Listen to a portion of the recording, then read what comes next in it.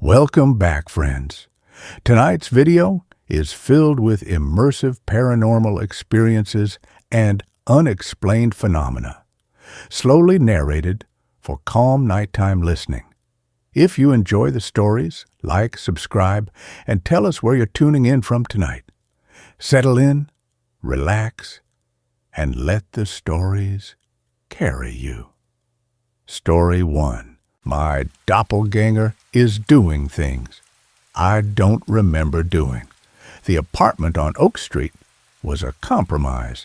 Not the bright, airy studio I'd envisioned after the divorce, but a dim one-bedroom tucked above a laundromat that thrummed through the floorboards like a second heartbeat. The rent was $850, surprisingly low for the neighborhood, and the listing's only caveat was a single line. Quiet building. Tenant must respect shared spaces. I signed a lease online, ignoring the prickle of unease. Desperation makes you overlook cracks in the plaster, the faint smell of mildew in the hallway, the way the superintendent, Mr. Varga, wouldn't meet my eyes when he handed me the keys. His hand was cold and damp. "Building has history," he muttered, already turning away. "Don't make waves." I didn't ask what he meant. I just hauled my boxes up the narrow carpeted stairs, the rhythmic thump, thump, thump of industrial dryers vibrating through the soles of my shoes. The first week was a blur of unpacking and insomnia. The laundromat's hum was a constant low thrum, punctuated by sharp clangs when a cycle ended. I'd lie awake on the lumpy mattress, listening to the building settle, the groans of old pipes, the creak of floorboards overhead that shouldn't have anyone living above me. That's when I noticed the small things. The coffee mug I'd left on the nightstand would be on the kitchen counter in the morning, still warm. The bathroom light, always switched off before bed, would glow faintly under the door at 3 a.m. I blamed exhaustion, grief, the stress of starting over. I even left a note on the fridge. Did I leave the light on again? No reply, just my own handwriting staring back at me the next day. Then came the perfume. I woke one Tuesday to the scent of gardenias clinging to my skin, thick, cloying, unfamiliar.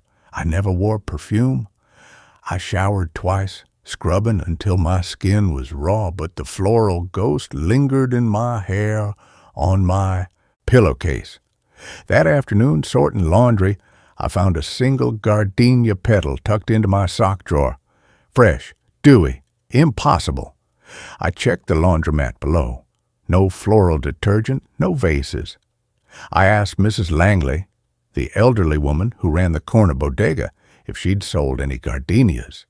She peered at me over cat-eye glasses.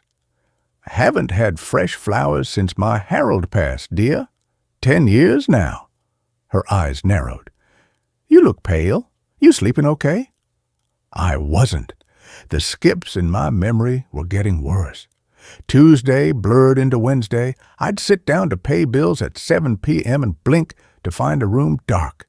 The clock reading 2:17 a.m., my computer screen frozen on an unfinished email. No dreams, no sense of time passing, just absence. One morning, I opened my closet to find my work blazer hanging neatly on a hanger I didn't own, a slim, black velvet thing that felt unnaturally cold to the touch.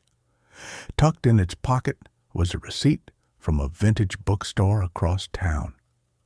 The tall, dusty quill, a single item, the complete poems of Emily Dickinson, 1890 edition.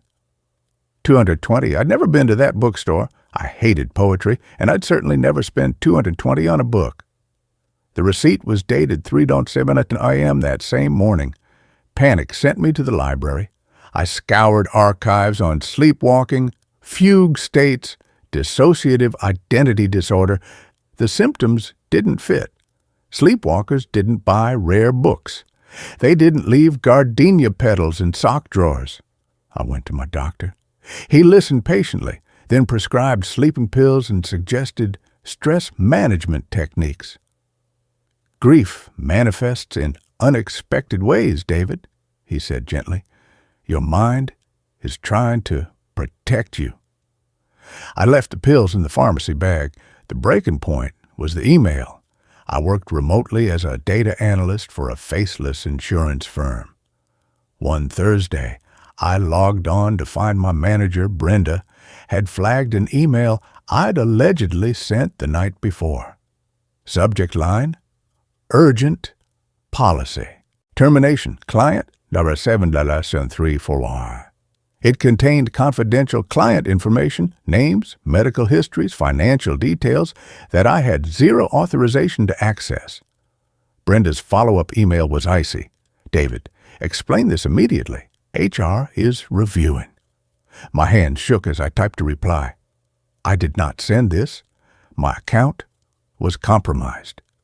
But deep down, a colder fear took root. My password was strong. My firewall was up to date. And the email's tone, it was mine. The same dry phrasing I used when stressed. The same signature block. Even the typo in the client's name, a mistake I'd made weeks ago in another email, was replicated perfectly. I called Brenda. Her voice was tight. Security logs show the email originated from your home IP address, David, at 3:14 a.m. We're running a forensic audit. I was asleep, I insisted, my voice cracking. Someone's using my identity. Or you were sleepwalking again, she sighed. Remember last month when you walked to the office in your pajamas? I hadn't walked to the office in pajamas. I'd woken up on a park bench 3 miles from home at dawn, shivering, with no memory of how I got there. I'd lied to Brenda, saying I'd taken a spontaneous walk. Now the lie coiled in my gut like a snake. HR needs you to come in tomorrow, she said. Bring your laptop. I spent that night wide awake, every lamp in the apartment blazing. I locked the front door with 3 deadbolts. I taped a piece of paper to the hallway mirror. If you wake up, don't move. Check the time. I sat in the armchair facing the bedroom door, a baseball bat across my knees, the laundromat's thrum vibrating up through the floor. 3:17 a.m. The digital clock on the microwave glowed the time. I hadn't blinked. I swear I hadn't. But suddenly, I was standing in the kitchen. The lights were off. Moonlight striped the linoleum floor. My hand was on the refrigerator handle. The baseball bat lay on the floor beside me. The clock read 4:02 a.m. In my other hand, crumpled and damp with condensation, was a receipt from a 24-hour diner 3 blocks away. 2 black coffees, 1 blueberry muffin. $8.75, time-stamped 3:29 a.m. My wallet was lighter, $10 gone. I hadn't left the apartment. I knew I hadn't. I called in sick to work. Didn't answer Brenda's increasingly frantic texts. I needed proof. I set up my phone on a shelf in the living room, camera pointed at the front door and hallway, using a free motion detection app. I went to bed early, leaving the lights on, the phone recording silently. I woke at dawn to blinding sunlight and a pounding headache. The apartment was silent. The laundromat below was quiet for once. I checked the phone. The recording showed 12 hours of empty hallway. Then, at 3:17 a.m., the screen flickered, not static, a visual glitch like a film reel skipping frames. When the image stabilized, I was there. Standing in the hallway in the same gray sweatpants and faded band t-shirt I'd worn to bed. But my posture was different, straighter, shoulders back. My face was relaxed, almost serene, not the exhausted mask I saw in mirrors. This version of me turned toward the camera, not at it, through it. His eyes, my eyes, were wide open, unblinking, and utterly empty, like doll's eyes. He smiled, a small, precise curve of the lips that didn't touch those dead eyes. Then he turned, unlocked the deadbolts with smooth, deliberate movements, and stepped out the front door. The timestamp read 3:19 a.m. The recording cut to black at 3:20 a.m. I vomited into the sink. My hands were icy. This wasn't sleepwalking. This was possession, or something worse. I scrolled through the footage again, frame by frame. As he turned to unlock the door, the cuff of his sweatshirt rode up slightly. On his left wrist, my left wrist, was a fresh scratch. 3 parallel lines, deep and red, like claw marks. I looked down at my own wrist. Smooth skin, no scratch. But as I stared, a phantom itch flared across the exact spot. I dug my nails in, drawing blood, trying to feel real. I went to Mr. Varga, found him in the basement boiler room, the air thick with heat and the smell of oil. He wiped his hands on a rag, avoiding my gaze. "It's happening again, isn't it?" I said, my voice low and urgent. "The doppelgänger, the one who walks when I sleep?" He froze. The rag dropped from his fingers. His face, already lined, seemed to collapse inward. "You shouldn't say that word," he whispered. "Not here." "What word? Doppelgänger?" He flinched like I'd struck him. "Lingwang, the after-image, the shadow self." He spat on the concrete floor. "This building, it was a sanatorium in the 1920s. For the nervously afflicted, they did things down here, bad things. In the old boiler room," he gestured vaguely toward a rusted metal door chained shut in the corner. "People disappeared, woke up in places they didn't remember going, did things they couldn't explain." He finally met my eyes, his own filled with a fear older than the building. The last tenant, a young woman. She saw herself buying groceries, signing her name on documents she'd never seen. One morning, the super found her apartment empty. All her clothes gone, her passport gone, her bank account drained. The police called it a runaway. But I know. He leaned closer, his breath sour. The lingwang doesn't just walk. It learns. It copies. And when it knows enough, it stays. The real one, they never come back. He placed a trembling hand on my arm. "Move out. Tonight. Don't pack. Just go. Leave everything." "What about my job? My life?" "What life?" he rasped. "You're already fading. Can't you feel it? The holes in your memory? The things you don't remember doing? That's the lingwang taking root, stealing your shape." He pointed a gnarled finger at my wrist. "Check your pulse." I pressed 2 fingers to my wrist. The beat was slow, thready, like a clock winding down.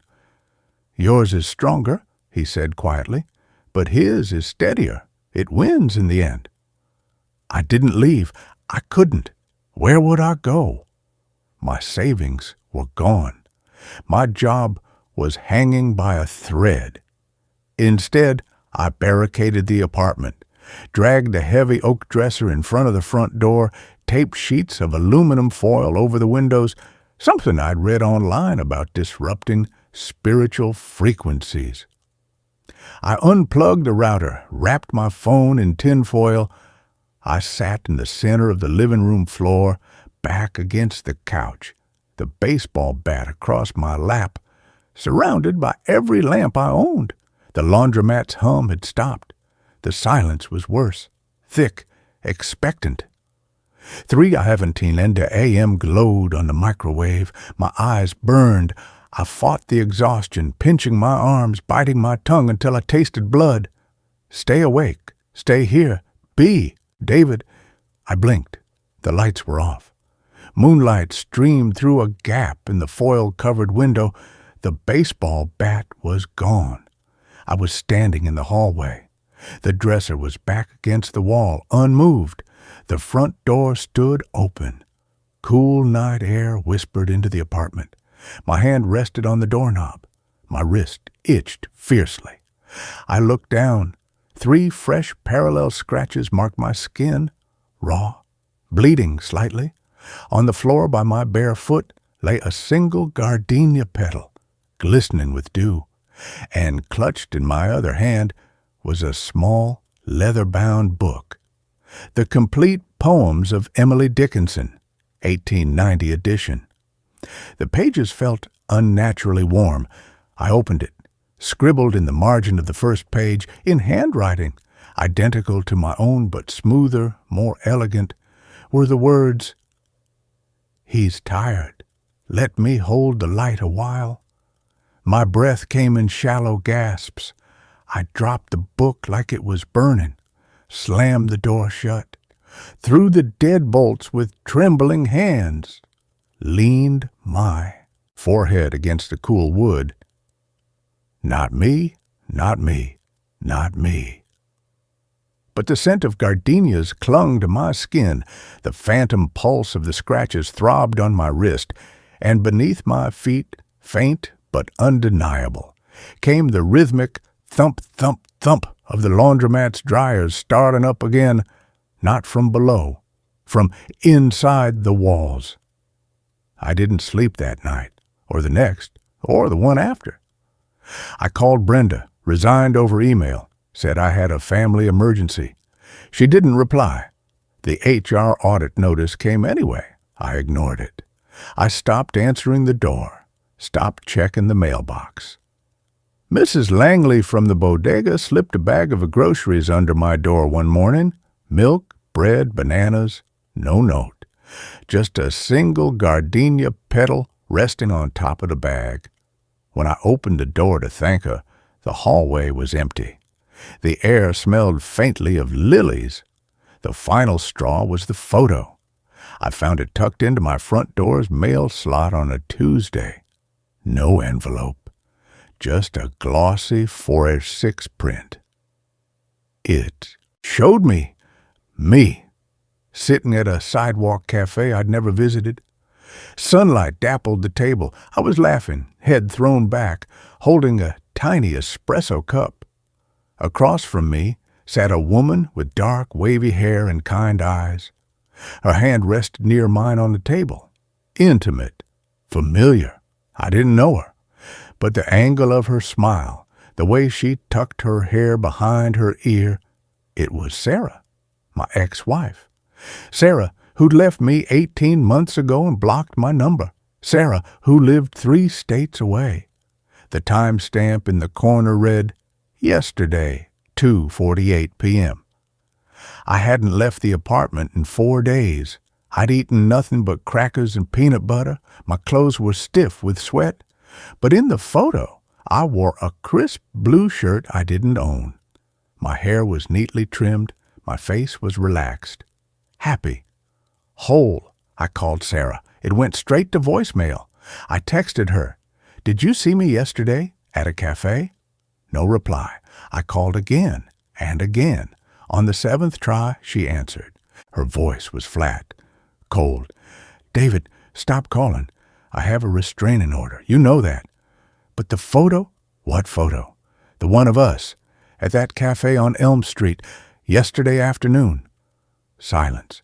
Then, quietly, David, I haven't been to Elm Street in years, and I haven't seen you since the day you showed up at my office screaming about shadows. That was 6 months ago. The judge was very clear. No contact, ever. She hung up. I sat on the floor, the photo trembling in my hand. The linguang hadn't just taken my time. It had taken my memories, my past. It had reached across broken marriages and restraining orders to stitch together a life I'd lost.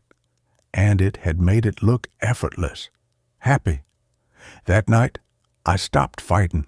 I turned off all the lights, unbarred the front door, unplugged the router. I sat in the armchair facing the hallway, the Emily Dickinson book open on my lap. The gardenia scent was thick in the air. The laundromat's thrum had faded to a soft rhythmic pulse, like a heartbeat, like breathing. 3:15 a.m. The moonlight through the window painted a silver path across the floorboards. I didn't blink. I didn't look away. I just waited. The air grew colder. The scent of gardenias deepened, cloying, sweet. The thump, thump, thump from the walls slowed, then stopped. He stepped out of the shadows near the bedroom door. Not a reflection, not a ghost. Solid, real, wearing the blue shirt from the photo. His hair was neat. His face was calm. He carried no book, no receipts, just a quiet certainty. He stopped a few feet from me, smiled that small, precise smile. His eyes, my eyes, held no emptiness now. They held warmth, sadness, understanding. "You're tired," he said. His voice was mine, but smoother, softer, without the edge of grief I'd carried for years. "You've carried it so long." I couldn't speak. My throat was locked. I nodded. He knelt beside the armchair, not touching me, just close enough that I felt the warmth radiating from him. It was the warmth of sunlight on skin, of fresh-baked bread, of a home I'd forgotten. "It doesn't have to hurt," he whispered. "Let go. I'll remember for you. I'll be the one who laughs at cafes, the one who fixes the leaky faucet, the one who calls Sarah on Sundays, the one who lives." He placed a hand over my heart. His palm was warm, dry, steady. "You can rest. Just rest." The exhaustion crashed over me like a wave, not the bone-deep fatigue of sleepless nights, but a surrender, a letting go of every burden I'd carried since Sarah left, since my father died, since the world became sharp edges and lonely rooms. The scratches on my wrist didn't itch anymore. They felt like scars healing. The scent of gardenias wasn't cloying. It was the smell of my grandmother's porch on a summer afternoon. Safe. I closed my eyes. When I opened them, I was standing by the window. Moonlight silvered the glass. The apartment was spotless. The dresser was against the wall. The front door was locked. On the small table by the window sat a steaming mug of coffee. Beside it, a single gardenia bloomed in a glass of water. I walked to the mirror in the hallway. My reflection smiled back. My hair was neat. My eyes were clear, unshadowed. There was a lightness in my chest I hadn't felt in years. I picked up the mug. Black coffee, just how I liked it. The ceramic was warm against my palm. Downstairs, the laundromat thrummed to life. Thump, thump, thump. A steady, comforting rhythm. I took a sip of coffee. It tasted like morning, like a new beginning, like a life I finally remembered how to live. I didn't question the gardenia, didn't wonder about the blue shirt folded neatly in the closet, didn't miss the weight of the baseball bat. The scratches on my wrist were gone, smooth skin, no memory of how they'd gotten there or why they'd ever mattered. I sat by the window, watching the first streaks of dawn paint the sky. The coffee was perfect.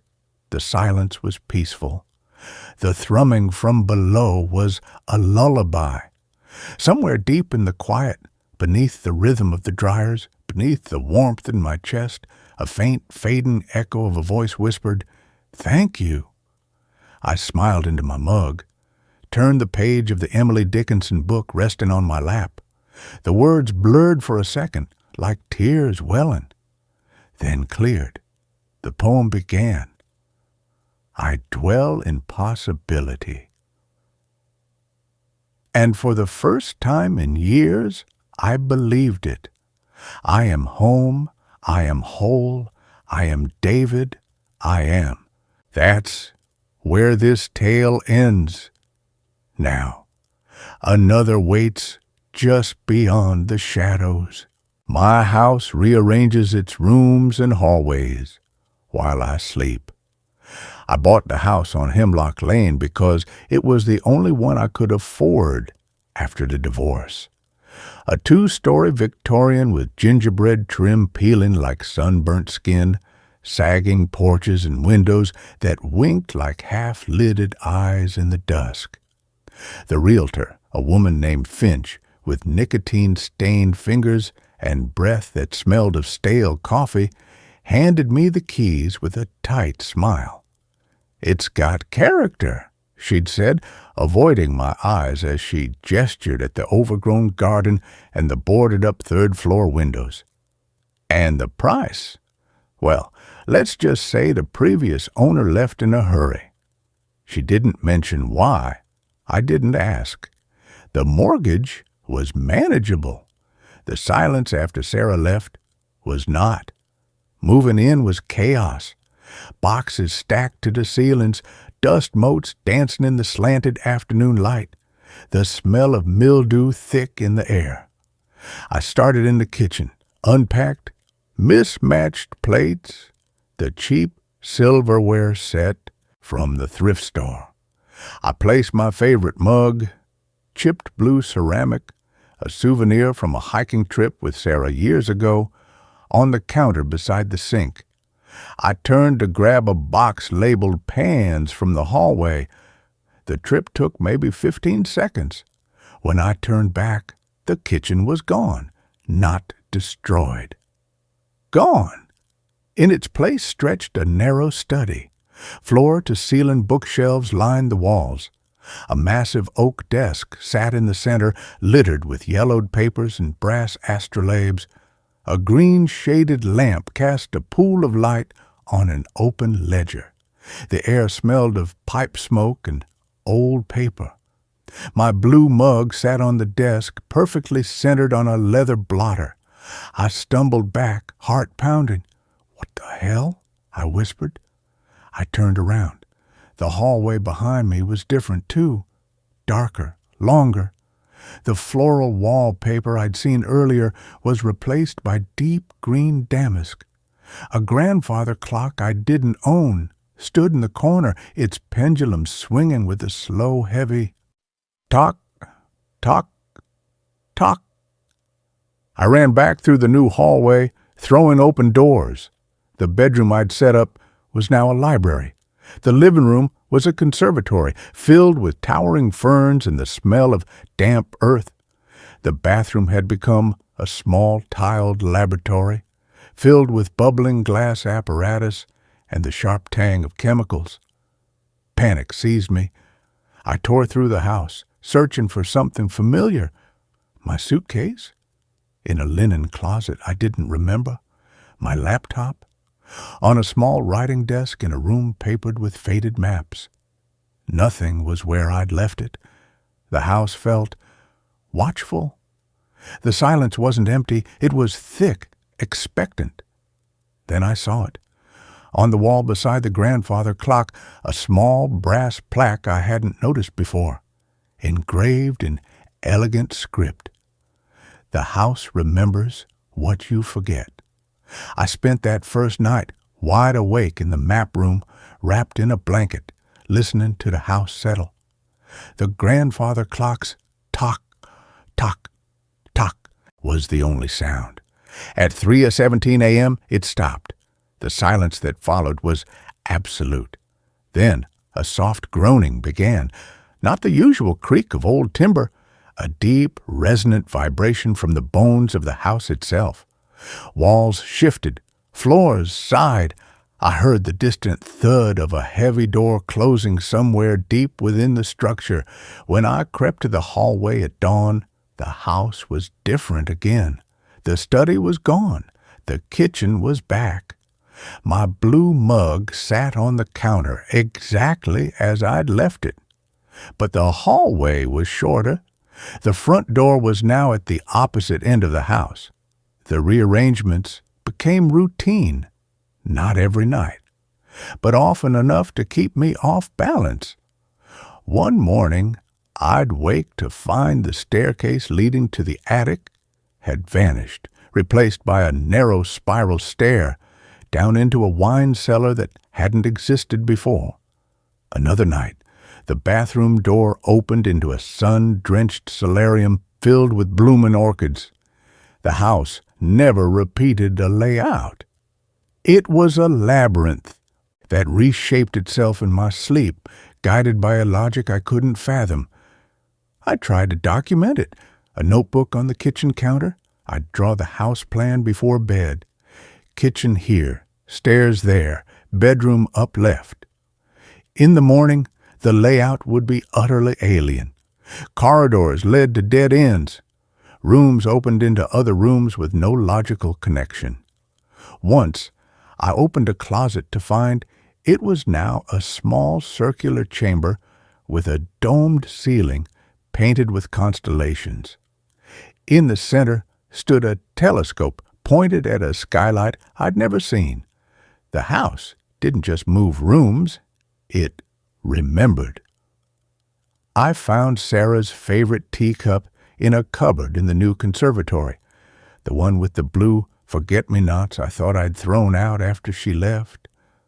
My father's old pocket watch, lost for 20 years, appeared on the mantel of a fireplace in a parlor I'd never entered, and always my blue mug.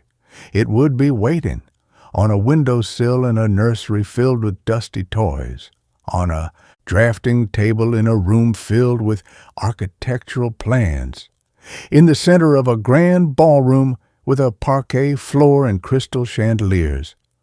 I asked Mrs. Gable, the elderly neighbor who lived next door in a pristine bungalow, about the house. She was watering her roses, the scent thick and cloying in the warm air. I told her everything, the shifting rooms, the found objects, the brass plaque. She didn't look up, her trowel digging methodically into the soft earth.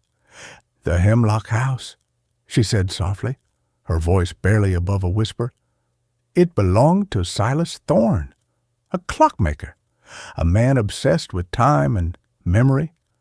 After his wife Eleanor died in childbirth, he couldn't bear the empty spaces in the house, the silence where her laughter used to be." She finally glanced at me, her pale blue eyes sharp behind wire-rimmed glasses. "He didn't build more rooms. He taught the house to grieve, to rearrange itself around the hollows, to fill the silence with echoes of what was lost." She patted the soil around a rose bush with finality. "The house doesn't rearrange its rooms, dear. It rearranges your memories. It shows you the spaces you've tried to forget, and it puts the lost things back where it thinks they belong." That night, I didn't sleep. I sat in the armchair in the current library, facing the hallway. The grandfather clock, which had reappeared, ticked steadily. 3:16 a.m., the pendulum slowed, stopped. The deep groaning began. Walls slid past each other like tectonic plates. Floors tilted and reset. I heard the wet thump of something heavy moving in the walls. Not rats. Something larger, hungrier. When it stopped, I crept into the hall. The library was gone. In its place was a small, neat bedroom, pale yellow walls, a crib in the corner, a rocking chair by the window. On the dresser sat a silver-framed photograph, me and Sarah holding a newborn baby. Our faces were radiant with a joy I hadn't felt in years. On the back of the photo, in Sarah's looping script, "For Lily, our little sunbeam." Lily, the daughter we'd lost. Sarah's pregnancy had ended at 20 weeks, a silent miscarriage in a sterile hospital room. We'd never spoken her name again, never bought the tiny yellow clothes we'd picked out, never let ourselves grieve properly. We just closed that door, buried it deep. The house had found it. Tears blurred my vision. I picked up the photo. The glass was cold, real. In the crib, a small yellow blanket lay neatly folded. I touched it. Soft cotton, real. The scent of baby powder filled the air, and then faintly the sound of a baby's gurgle. I whirled around. The room was empty, but a rocking chair was moving, slowly, gently, as if someone had just stood up. From the hallway, a new sound began, not groaning, singing, a woman's voice clear and sweet, humming a lullaby I'd never heard but knew in my bones. Sarah's voice. I followed it, down a hallway that hadn't been there before, lined with doors that opened into scenes from our past, our wedding day, our first apartment, a picnic by the lake. The singing led me to a door at the end of the hall. It was simple wood, painted white, a brass knob, carved into the wood, the same words as on the plaque. The house remembers what you forget. I turned the knob. The room beyond was dark, not empty, filled with a soft, warm light that seemed to come from everywhere and nowhere. In the center stood Silas Thorne, not a ghost, a man of flesh and blood, dressed in a fine 19th century suit, his face lined with grief, but calm. In his arms he held a baby wrapped in a yellow blanket. Eleanor stood beside him, her hand resting on his shoulder, her eyes filled with a sorrow so deep it was peaceful. "You've been running from the hollow," Silas said, his voice gentle. "The house doesn't want to torment you. It wants to hold the hollow for you, to give you back the pieces you cut out to survive." He looked down at the baby in his arms. "We lost our Eleanor, too, to fever. The house showed us this room where she lives, in the memory, in the love, not in the grave." Sarah stepped out of the shadows near the crib, not the Sarah who left me, the Sarah from before, the one who laughed easily, who held my hand during thunderstorms, who dreamed of a house full of children. She looked at me, her eyes filled with tears. "We never said her name, Daniel," she whispered. "We never let her be real. The house remembers her. It's been waiting for us to remember, too." I fell to my knees. The weight of years of unshed grief crashed over me, for Lily, for Sarah, for the life we'd shattered. "I'm sorry," I choked out. "I'm so sorry." Sarah knelt beside me, her hand resting on my cheek. Her touch was warm, real. "It's not too late to remember," she said. "The house gives us this, a place to hold the hollow, to fill it with love, not just silence." Silas stepped forward, holding out the baby, not to me, to the space beside me, to the hollow. "Take her," he said, "just for tonight. Remember her name, remember her weight, remember the hope she was." I reached out, my arms closed around empty air, but the feeling was there, the warmth, the soft weight of a sleeping child, the scent of baby powder and new life. I held the memory, the love, the hope that had been buried. When I opened my eyes, I was back in the hallway of my own time. Dawn light filtered through a window that hadn't been there the night before. The house was still, quiet, but not empty. In my arms I held a small yellow blanket. I didn't move for a long time, just sat on the floor holding the blanket to my chest, feeling the echo of a weight that had never been there but had always been missing. The house rearranged itself less after that, not because it stopped remembering, but because I stopped running from the memories. I let the hollow be. I spoke Lily's name out loud. I cried for Sarah. I even bought a small framed photo of a sunbeam and hung it in the room that was currently the study. The blue mug still appears in unexpected places. In the greenhouse, on the grand piano, in the ballroom.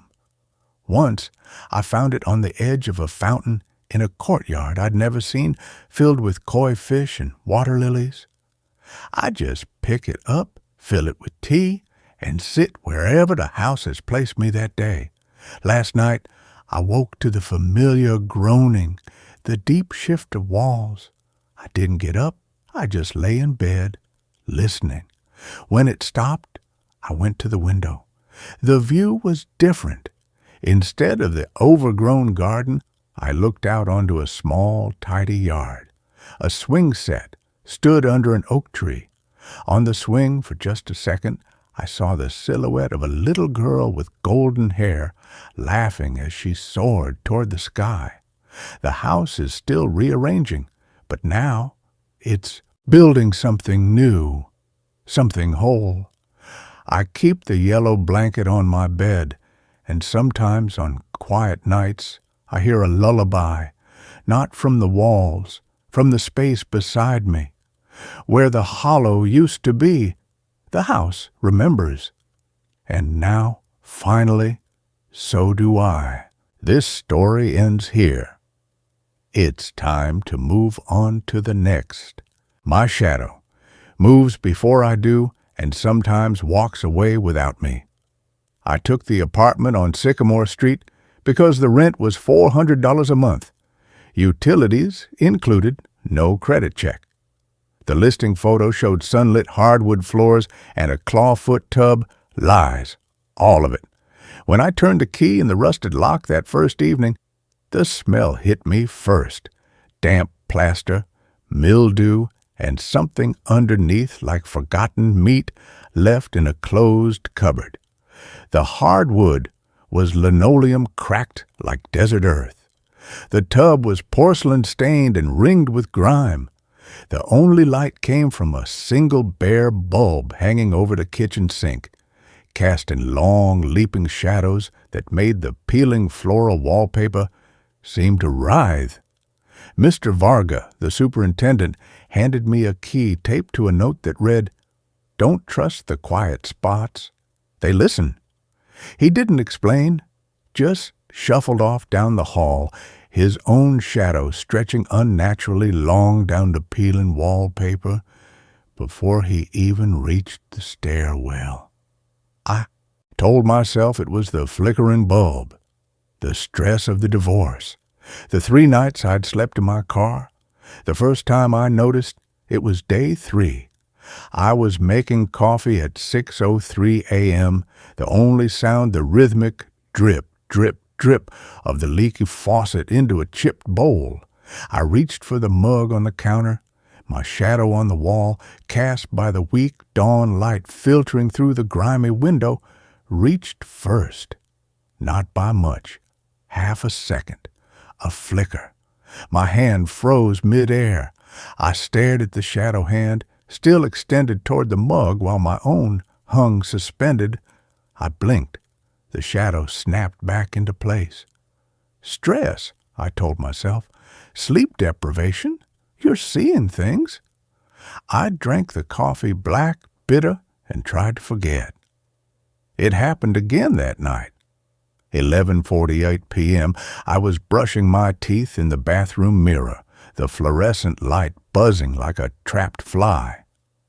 As I raised the toothbrush, my reflection moved. But my shadow on the far wall, thrown by the hallway light, bleeding under, the door lowered its arm, slowly, deliberately, like it was refusing. I spun around. The hallway was empty, dark. I checked the mirror. My own eyes were wide, pupils blown with fear, but in the glass just over my shoulder, my shadow stood perfectly still on the bathroom wall, arm lowered, head tilted at an angle I hadn't made. I started watching it, obsessively. I'd stand under streetlights on my way home from the overnight data entry job, studying the pavement. My shadow would step off the curb before my foot touched the asphalt. It would turn its head toward alleyways I hadn't noticed. Once, crossing the street at Elm and Fifth, a delivery van ran a red light. I froze. My shadow didn't. It kept walking, gliding smoothly into the path of the oncoming headlights, then dissolving into smoke just as the tires screeched to a halt inches from where it had been. The driver yelled, but I couldn't move, couldn't speak. My shadow reformed at my feet, trembling like a leaf in a storm. But when I looked down, it was perfectly still, calm, as if nothing had happened. The apartment became a cage of angles and light. I drew the curtains at dusk, covered the mirrors with sheets, lit every lamp I owned, creating overlapping pools of light to shrink the shadows. But they found the gaps, the space beneath the bed, the corner behind the radiator, the patch of floor where the hallway light didn't reach. That's where it would gather, thicken. I'd wake at 3:17 a.m. to the sound of breathing, not mine, from that dark corner. When I flicked on the light, the shadows would scramble back to my feet, but the air would still smell of wet stone and something metallic, like old blood. Mrs. Gable from next door found me scrubbing the kitchen floor at 2 a.m., sobbing. She'd come to return a borrowed cup of sugar. Her own shadow, cast by the hallway bulb, stood tall behind her, too tall, its head brushing the ceiling. But she didn't seem to notice.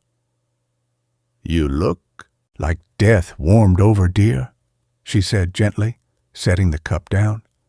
Her eyes flicked to my shadow, huddled small and tight beneath my chair. "It's been clinging close lately, like it's scared." "Scared?" I whispered. "Of what?" "Of the places it's walked without you." She leaned closer, her voice dropping. "This building, it's got thin spots, places where the walls between here and there wear thin. Shadows slip through, especially the lonely ones." She touched my wrist. Her fingers were ice. "The last tenant, her shadow left one Tuesday. Just walked out the front door while she was making breakfast. She waited 3 days for it to come back. Then she followed it." Mrs. Gable's own shadow stretched toward the door as she backed away. "Don't let yours go too far, dear. They forget the way back." I locked the door behind her. That night, I sat on the couch with all the lamps blazing, a baseball bat across my knees. 3:16 a.m. The clock on the microwave glowed. The time. I hadn't blinked. I swear I hadn't. But suddenly, I was standing in the hallway. The lights were off. Moonlight striped the floor through the grimy window. My shadow wasn't at my feet. It stood at the apartment door, one hand raised as if to knock. Its back was to me. Its shape was wrong. Too broad at the shoulders, the neck elongated like a stalk. It turned its head. Slowly, the face was mine, but stretched, the mouth a dark slit too wide for the skull. It didn't have eyes, just hollows that drank the moonlight. It opened the door, stepped out into the silent hallway, closed the door softly behind it. I screamed, pounded on the wood. "Come back!" The knob wouldn't turn, locked from the outside. I threw myself against the door until my shoulder ached. Silence, thick, waiting. I slid down to the floor, shaking. The digital clock read 3:49 a.m., 33 minutes gone, erased, like a film reel with frames cut out. When I woke on the couch at dawn, the door was unlocked. My shadow lay small and still beneath me, as if it had never moved. But on the hallway floor, leading from the door to the elevator, were wet footprints. Not mine. Smaller, barefoot. And beside each one, a darker, deeper impression, like the shape of a shadow stepping where no light fell. The walks became routine. Every night at 3:17 a.m., my shadow would peel itself from my feet like old paint and slip out the door. I stopped locking it. What was the point? I'd sit on the edge of the bed, watching the clock, waiting for the moment it would rise. Sometimes it would pause at the door, look back at me with those hollow eye sockets, and place a finger over its lipless mouth. Shh. Other times, it would vanish without a glance, leaving behind the smell of river mud and the sound of distant bells. I followed it once. I waited until it glided through the front door, then crept after it, barefoot on the cold linoleum of the hallway. The stairwell light was out. I used my phone flashlight, the beam cutting a shaky path down the 3 flights. At the bottom, the front door of the building stood ajar. Moonlight spilled through the crack. I pushed it open. The street was empty, silent. No cars, no wind, just the sodium vapor streetlights casting their sickly orange glow on wet pavement. And there, 20 yards ahead, walked my shadow. But it wasn't alone. Dozens of others moved with it, shadows of people I'd never seen. Tall men in old-fashioned suits, women in long skirts, children holding hands, all striding silently down the center of the road. They didn't cast shadows of their own. They were the shadows. My shadow walked among them, its form shifting, growing taller, shedding the shape of me. It turned a corner onto Elm Street, leading the silent procession.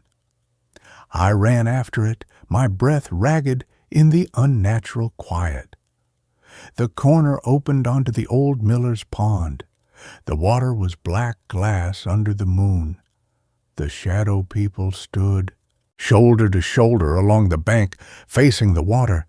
My shadow stood at the very edge, its back to me. It raised its arms, not in surrender, in welcome. From the pond's surface, shapes rose, not reflections. Things, darker than the water, slick and glistening, with too many limbs that dripped black liquid onto the shore. They moved toward the shadow people, not walking, but flowing, like oil. My shadow turned its head, not toward the things in the water, toward me, crouched behind a rusted swing set. Its hollow eyes found mine, and it smiled, a wide, splitting grin that showed no teeth, only darkness. It pointed at me, then pointed at the water. "Come!" I ran, all the way back to Sycamore Street. I didn't lock the door. I sat on the floor with my back against it, knees pulled to my chest, until dawn bled gray at the windows. My shadow returned at 5:02 a.m. It slithered under the door, reformed at my feet, and clung to me like a second skin.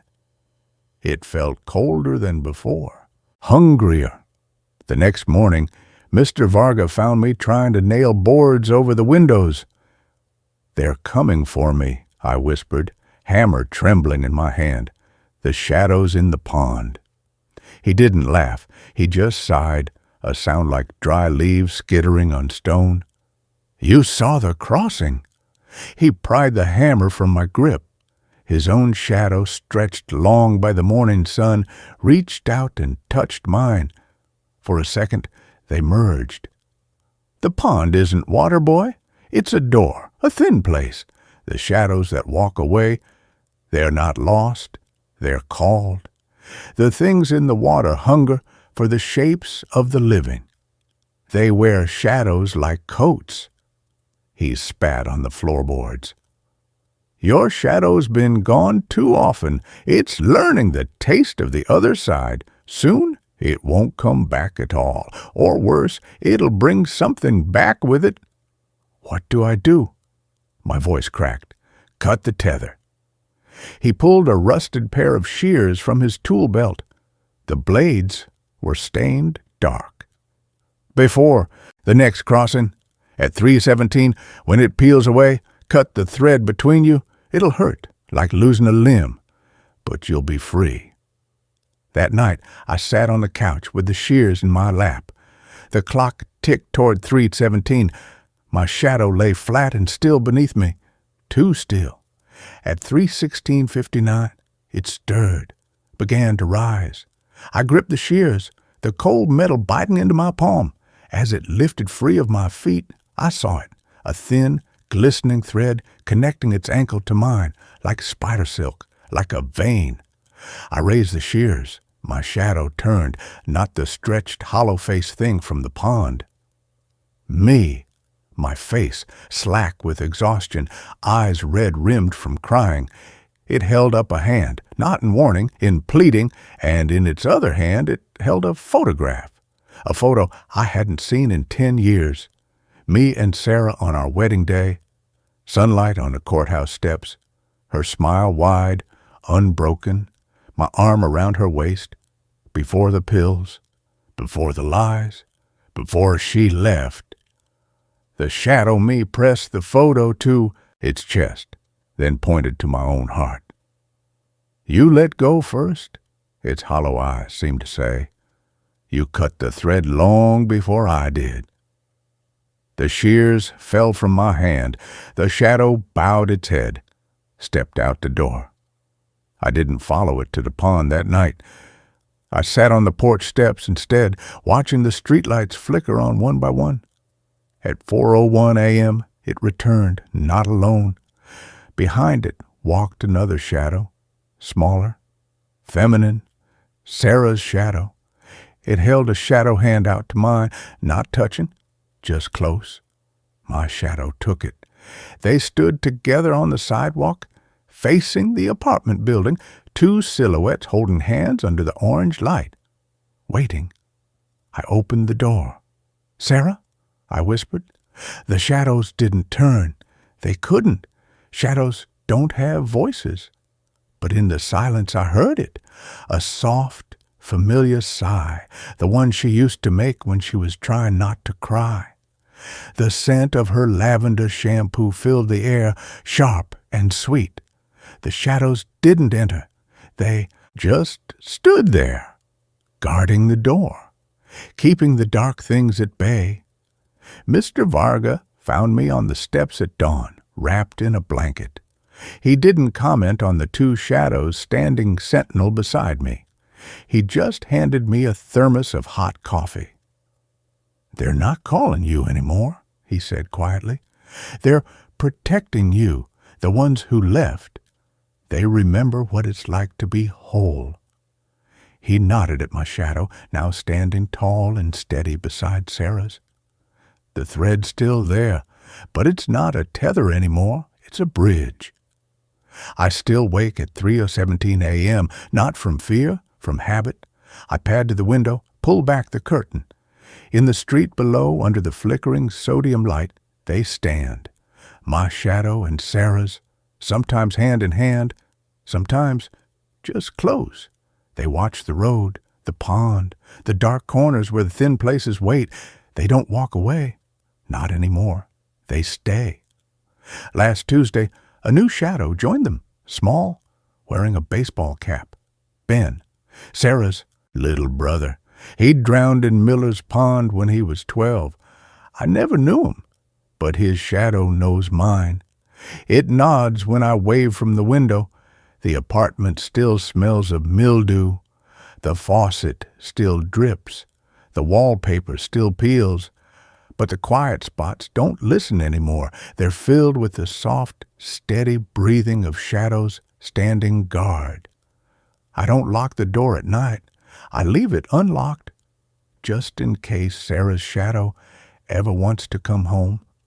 Sometimes, in the deepest part of the night, I hear them, not voices, footsteps, soft, deliberate, walking the perimeter of the building, keeping the darkness out. And when I look down at my own feet in the morning light, my shadow is always there, waiting, ready. It moves when I move now.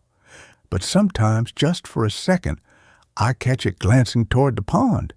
Its shoulders tense, its head tilts, listening, not to the water, to the silence between the waves. It remembers the taste of the other side, and it knows the hunger never truly sleeps. I don't cut the thread, I feed it with memories, with coffee left on the porch step at dawn, with the photograph I taped to the inside of the front door. We're not whole, not yet, but we're not alone. And in the thin places where the light barely reaches, that's enough.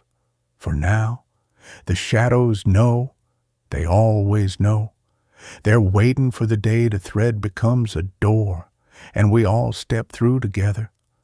Until then, I leave the lamp on in the hall, for the ones who walk in the dark, for the ones who remember how to come home.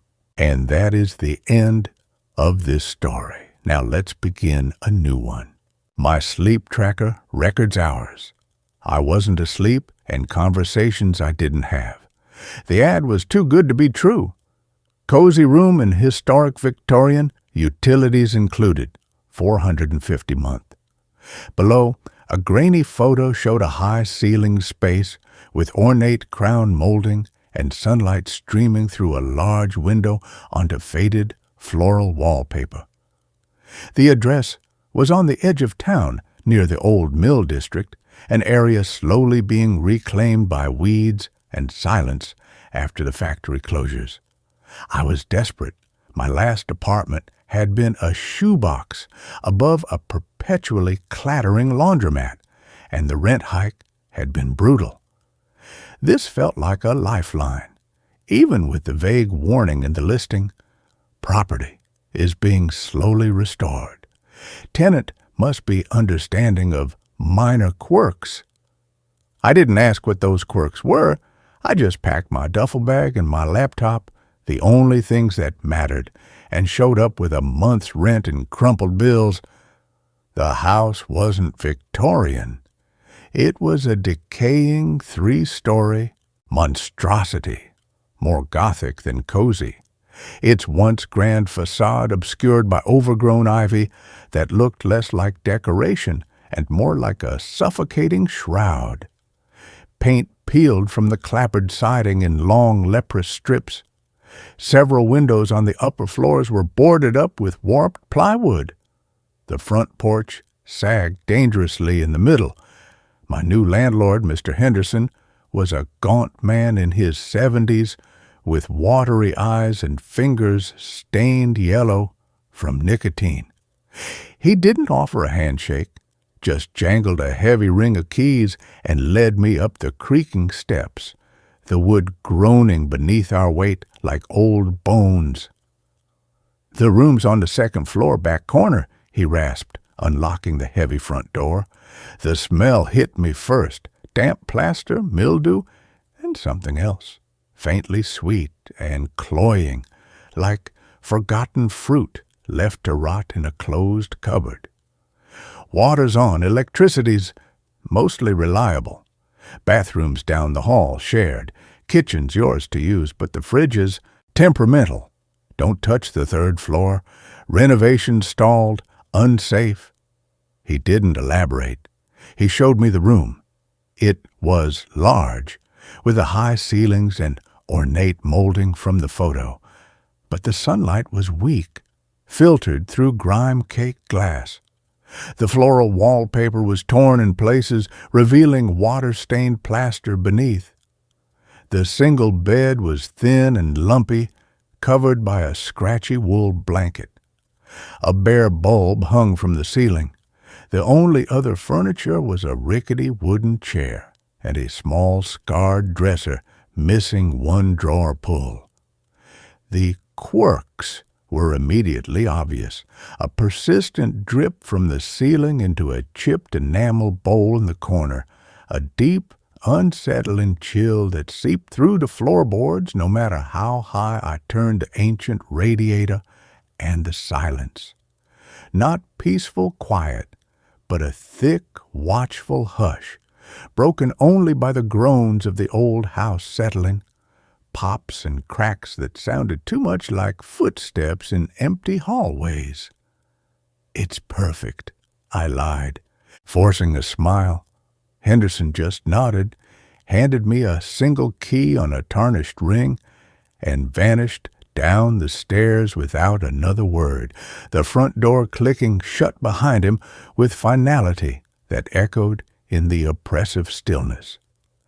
The first night was strange, not terrifying, just deeply unsettling. The house noises were constant, the drip, drip, drip into the bowl, the groans and sighs of old timber, the wind whistling faintly through unseen cracks. I'd lie awake, listening to the city sounds fade miles away, replaced by this intimate alien symphony of decay. Sleep was elusive. My phone, with its familiar glow, became my anchor. I'd scroll mindlessly, the blue light a tiny shield against the darkness. That's when I remembered the app. Sleepwell, a free download I'd tried months ago and abandoned. On a whim, fueled by exhaustion and the need for something to feel normal, I reinstalled it. It promised detailed sleep analysis. Deep sleep, light sleep, REM cycles, even snoring detection. I set it up, placing my phone face up on the bare nightstand beside the bed, and finally drifted off, the app's gentle chime marking the start of my sleep session. I woke at 3:07 a.m., parched. The room was freezing. The radiator had gone cold hours ago. I fumbled for my phone to check the time, my thumb accidentally unlocking the screen. The Sleepwell app was still running. Out of curiosity, I opened it. It showed I'd fallen asleep at 11:48 p.m. Good. But it also showed I'd been in light sleep from 1:15 a.m. to 1:58 a.m. I didn't remember waking up. I certainly didn't remember being awake for over 40 minutes. I dismissed it as a glitch, cheap app, old phone. Strange house playing tricks on my tired mind. The next night, the cold was worse. The drip, drip, drip seemed louder, more insistent. I woke again, shivering violently, needing water. 2:33 a.m. I grabbed my phone. Sleepwell showed another anomaly. Awake, 1 Urdu a.m., 1:47 a.m. Again, a solid 45 minutes I had no memory of. A prickle of unease ran down my spine. I checked the app's sound detection feature, which I'd enabled for snoring analysis. It had recorded something, not snoring, a low rhythmic sound almost like humming, but distorted, watery. I played it back. It was faint, buried under the drip of the leak and the wind, but unmistakable. A tuneless, off-key hum that seemed to come from the corner near the dripping bowl. I turned on the bedside lamp, heart pounding. The room was empty, just shadows dancing on the peeling wallpaper. I told myself it was the pipes. Old houses have strange sounds. I drank water, forced myself back to bed, but sleep wouldn't come. I lay rigid, listening to the hum replaying in my head, convinced I could still hear its faint echo beneath the drip. Night 3. The cold was a physical presence, seeping into my marrow. I wore 2 sweaters to bed. I fell asleep quickly, exhausted. Woke at 4:18 a.m., drenched in a cold sweat that had nothing to do with temperature. My throat was raw. I reached for my phone. Sleepwell showed a massive block of awake time, 12:03 a.m. to 3:51 a.m., nearly 4 hours. Impossible. I'd been dead to the world. But the app didn't lie. And beneath the sleep graph, in the recorded audio snippets section, there were 3 entries. I tapped the first one, recorded at 12:17 a.m. My own voice, thick with sleep, mumbled, "Too cold. Turn the heat up." But I hadn't said that. I hadn't been awake. The second snippet, 1:48 a.m. A different voice, soft, feminine, but with a strange, dry quality like pages turning in a very old book. It said clearly, "The damp gets into everything, even the dreams." I froze, The voice wasn't coming from the phone speaker. It felt like it was whispered directly into my ear in the silent room. I scrambled out of bed, flicking on the light. Nothing. Just the dripping bowl, the shadows, the oppressive cold. My breath fogged in the air. The third snippet, 3:02 a.m., chilled me to the core. It was my voice again, but sharp, alert, and utterly unfamiliar. I was saying, I know the cracks in the plaster. I know the loose floorboard by the door. I know the weight of the key in your pocket. Then the dry, papery voice replied, calm and intimate, good, then you know where you sleep. I deleted the audio files. I almost deleted the app. But a terrible, morbid curiosity held me. Maybe it was a bug. Maybe the microphone was picking up voices from the street, distorted by the old walls. I needed proof it wasn't me. I set up my old digital voice recorder, a cheap thing I used for lectures, placing it on the floor near the bed, pointed towards the corner with the dripping bowl. I kept the Sleepwell app running on my phone. I needed corroboration. I slept fitfully, haunted by the recorded words, woke at dawn, stiff and exhausted. The recorder's red light was still blinking. I grabbed it, fumbling with the playback button. The first hour was just the drip, the wind, the house, settling. Then at 1:15 a.m., my own voice, clear and wide awake, filled the tiny speaker. Why do you hum? I hadn't been awake. I hadn't spoken. A pause, then the dry, papery voice, closer this time, as if leaning over the recorder. It keeps the silence from talking back. The silence here, it has teeth. My blood turned to ice. I fast-forwarded more house sounds. Then, at 2:41 a.m., my voice again, sharper. Who are you? Another pause, longer this time. The dripping seemed to slow. Then, the voice, so close it made me flinch. The dry rustle like dead leaves skittering on stone. I am the one who minds the gaps, the spaces between the boards, the hollows behind the walls, the place where the warmth stops and the cold begins. I am the watcher in the long night. Fast forward again. 3:30 a.m. My voice, trembling now but still not sleepy. What do you want? The voice didn't hesitate. It was calm, patient, terrifyingly reasonable. I want the warmth you carry, the sound of your breath, the rhythm of your blood. It's been so long since anything lived here properly, since anything slept in this room.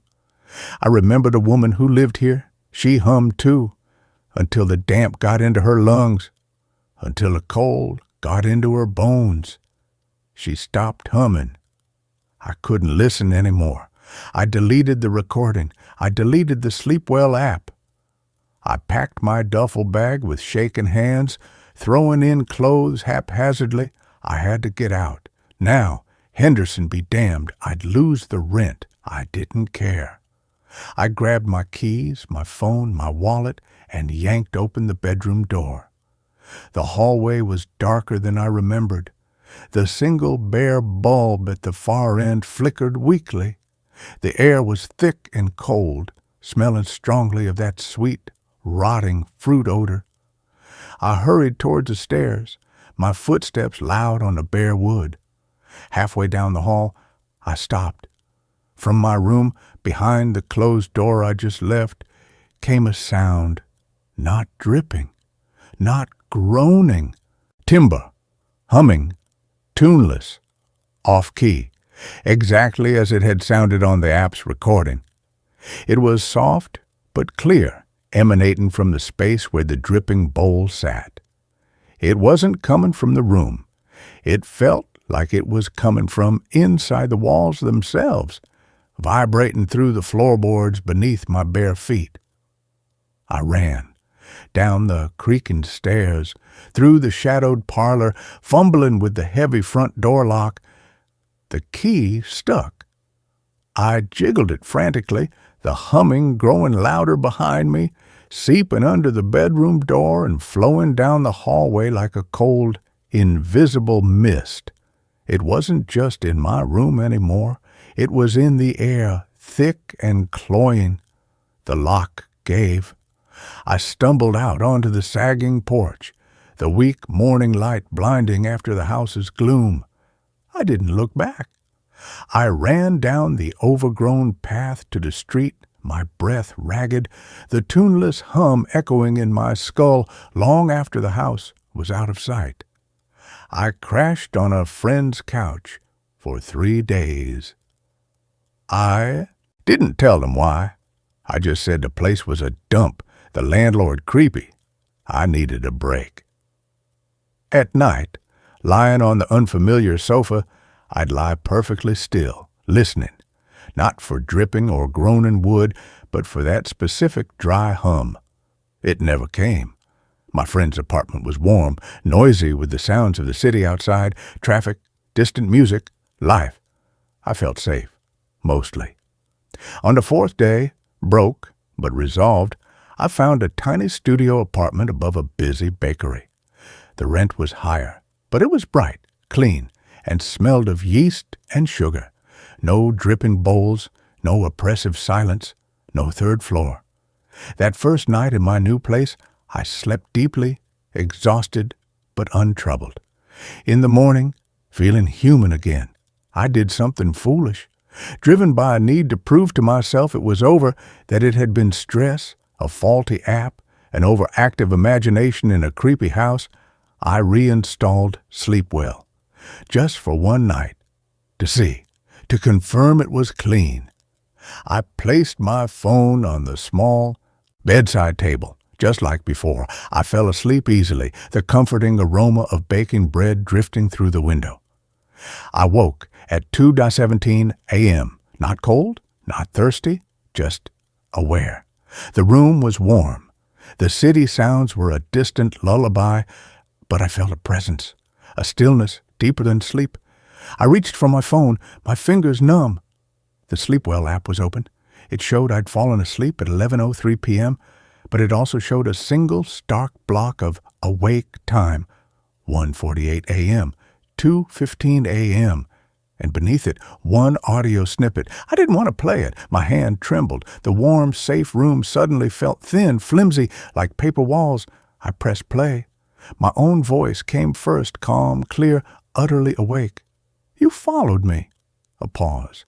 Then the dry, papery rustle, softer than before, intimate, coming not from the phone speaker, but seeming to vibrate in the very air of the small room right beside my ear. "The gaps are everywhere, little warmth, between walls, between breaths, between waking and sleep. I know where you sleep now." The app notification popped up silently on the screen as the recording ended. "Next session recommended, 11 ox to p.m. Sleep well." I threw the phone across the room. It hit the wall and clattered to the floor, the screen shattering. I curled into a tight ball on the mattress, pulling the scratchy blanket over my head, squeezing my eyes shut. The warmth of the bakery apartment was gone. I felt the deep, marrow-numbing cold of that old room seeping up from the floorboards of this new place. The drip, drip, drip wasn't there, but I heard it anyway, a phantom rhythm in my skull. And beneath it, so faint I might have imagined it, but I knew I hadn't, the tuneless hum began again, not from the walls this time, from the space just behind my own closed eyes.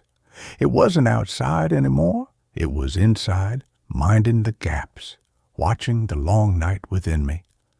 I lay there, rigid, in the warm, safe dark, listening to the sound of my own breath, wondering whose rhythm. The cold. Silence was counting, the hum didn't stop. It never stopped. It just waited for the warmth to fade. It knew where I slept. It knew. It knew. It knew. And that is the end of this story. Now let's begin a new one. Reality around me flickers like a broken screen when I'm alone. I moved into apartment 3B because the rent was $425 a month, utilities included. The listing photo showed sunlit hardwood floors and a kitchen with stainless steel appliances. What I got was peeling linoleum, walls the color of dried mustard, and a refrigerator that hummed like a dying beehive. Mr. Henderson, the landlord, handed me the keys in the dim lobby of the Elm Street building, his eyes darting to the flickering fluorescent light above us. "Quiet building," he muttered, not meeting my gaze. "Just keep the lights on after dark. It saves on the electricity." He didn't explain why. I didn't ask. After the layoff and the eviction, I'd take moldy walls over sleeping in my car. The first flicker happened 3 nights later. I was microwaving frozen dumplings, the only light coming from the oven's glow. The room was silent except for the rhythmic beep, beep, beep, counting down the seconds. Then a stutter. The microwave light dimmed. The beep, beep, beep skipped like a scratched CD. The air thickened, smelling faintly of ozone and wet concrete. For half a second, the kitchen wasn't mine. The linoleum was gone. In its place stretched a narrow corridor of cracked tile, walls lined with rusted pipes that dripped black fluid. At the end of the corridor, a door stood ajar, revealing only deeper darkness. A low, grinding sound vibrated through my bones like stone dragging on stone. Then, snap, the microwave light blazed. Beep, beep, beep. The dumpling spun on the turntable. I stood frozen, spoon halfway to my mouth. The smell of pork and ginger filled the air. Normal, but my hands were shaking. I checked the apartment door. Locked. Windows sealed. I told myself it was stress, sleep deprivation, the cheap LED bulbs buzzing in the ceiling. It happened again the next afternoon. I was sorting laundry in the bedroom, folding a T-shirt. Sunlight streamed through the window, painting warm stripes on the carpet. I lifted the shirt. The light flickered, not the bulb, the sunlight. It fractured into jagged shards of static, like a TV losing signal. The stripes on the carpet dissolved into a grid of pixelated gray. The grinding sound returned deeper this time, accompanied by a wet, clicking rhythm. Click, thud, click, thud. Like something heavy dragging itself across a floor, the bedroom walls bled away. I stood in a vast empty space. Concrete floor, no windows, no doors, just endless gray walls stretching into shadow. High above, a single industrial light flickered erratically, casting strobing shadows that didn't match my movements. In one of those shadows, something moved, not a shape, a tear. A vertical rip in the air, shimmering like heat haze, revealing only deeper static beyond. From the tear came a whisper, not in my ears, but inside my skull. Almost sinks, almost holds. I dropped the T-shirt. The static collapsed. Sunlight flooded back. The click-thud faded to the drip of the bathroom faucet. I ran to the window. Elm Street was unchanged. Cars passed. People walked dogs. Normal. But the smell of wet concrete clung to my skin. I started documenting it. My phone's notes app became a log of glitches.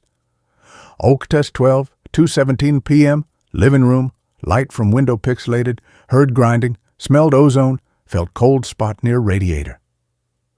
Octay 14, 11:03 p.m., bathroom mirror flickered during toothbrushing, reflection showed cracked tiles behind me.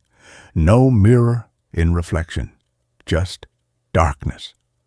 Octa 17, 8:44 a.m. Coffee maker display glitched. Showed error. Reality corrupted. Reset after 10 seconds. I showed the notes to Maya, my sister, over coffee at her tidy suburban kitchen. She skimmed the list, her brow furrowed. Liv, this sounds like sleep paralysis. Or maybe migraines? You've been under so much stress. She pushed the sugar bowl toward me. Have you slept more than 4 hours a night since the layoff? It's not sleep, I insisted, my voice tight. It's when I'm wide awake, alone. The air shudders, like the world is buffering. She reached across the table, squeezing my hand. You need to see someone, a therapist or a neurologist. This isn't healthy. Healthy? I laughed, a sharp, brittle sound. Maya, yesterday I put my keys on the counter. When I turned back, they were on the floor, not dropped. Placed, exactly where the static showed a drain grate in that concrete room. Her smile didn't reach her eyes. Grief does strange things. After Dad died, I kept hearing his whistle in the shower, for months. She changed the subject, asking about my job search. I stopped talking about the flickers. Mr. Henderson came by to fix the dripping faucet. I mentioned the weird light fluctuations. He didn't look up from his wrench. This building's old wiring, he grunted. Voltage spikes. Happens in the 70s. Builds. Keep a lamp on in every room. Steady current helps. He tightened a bolt. The dripping stopped. And don't go into the basement. Leaky pipes. Structural issues. He left without taking payment.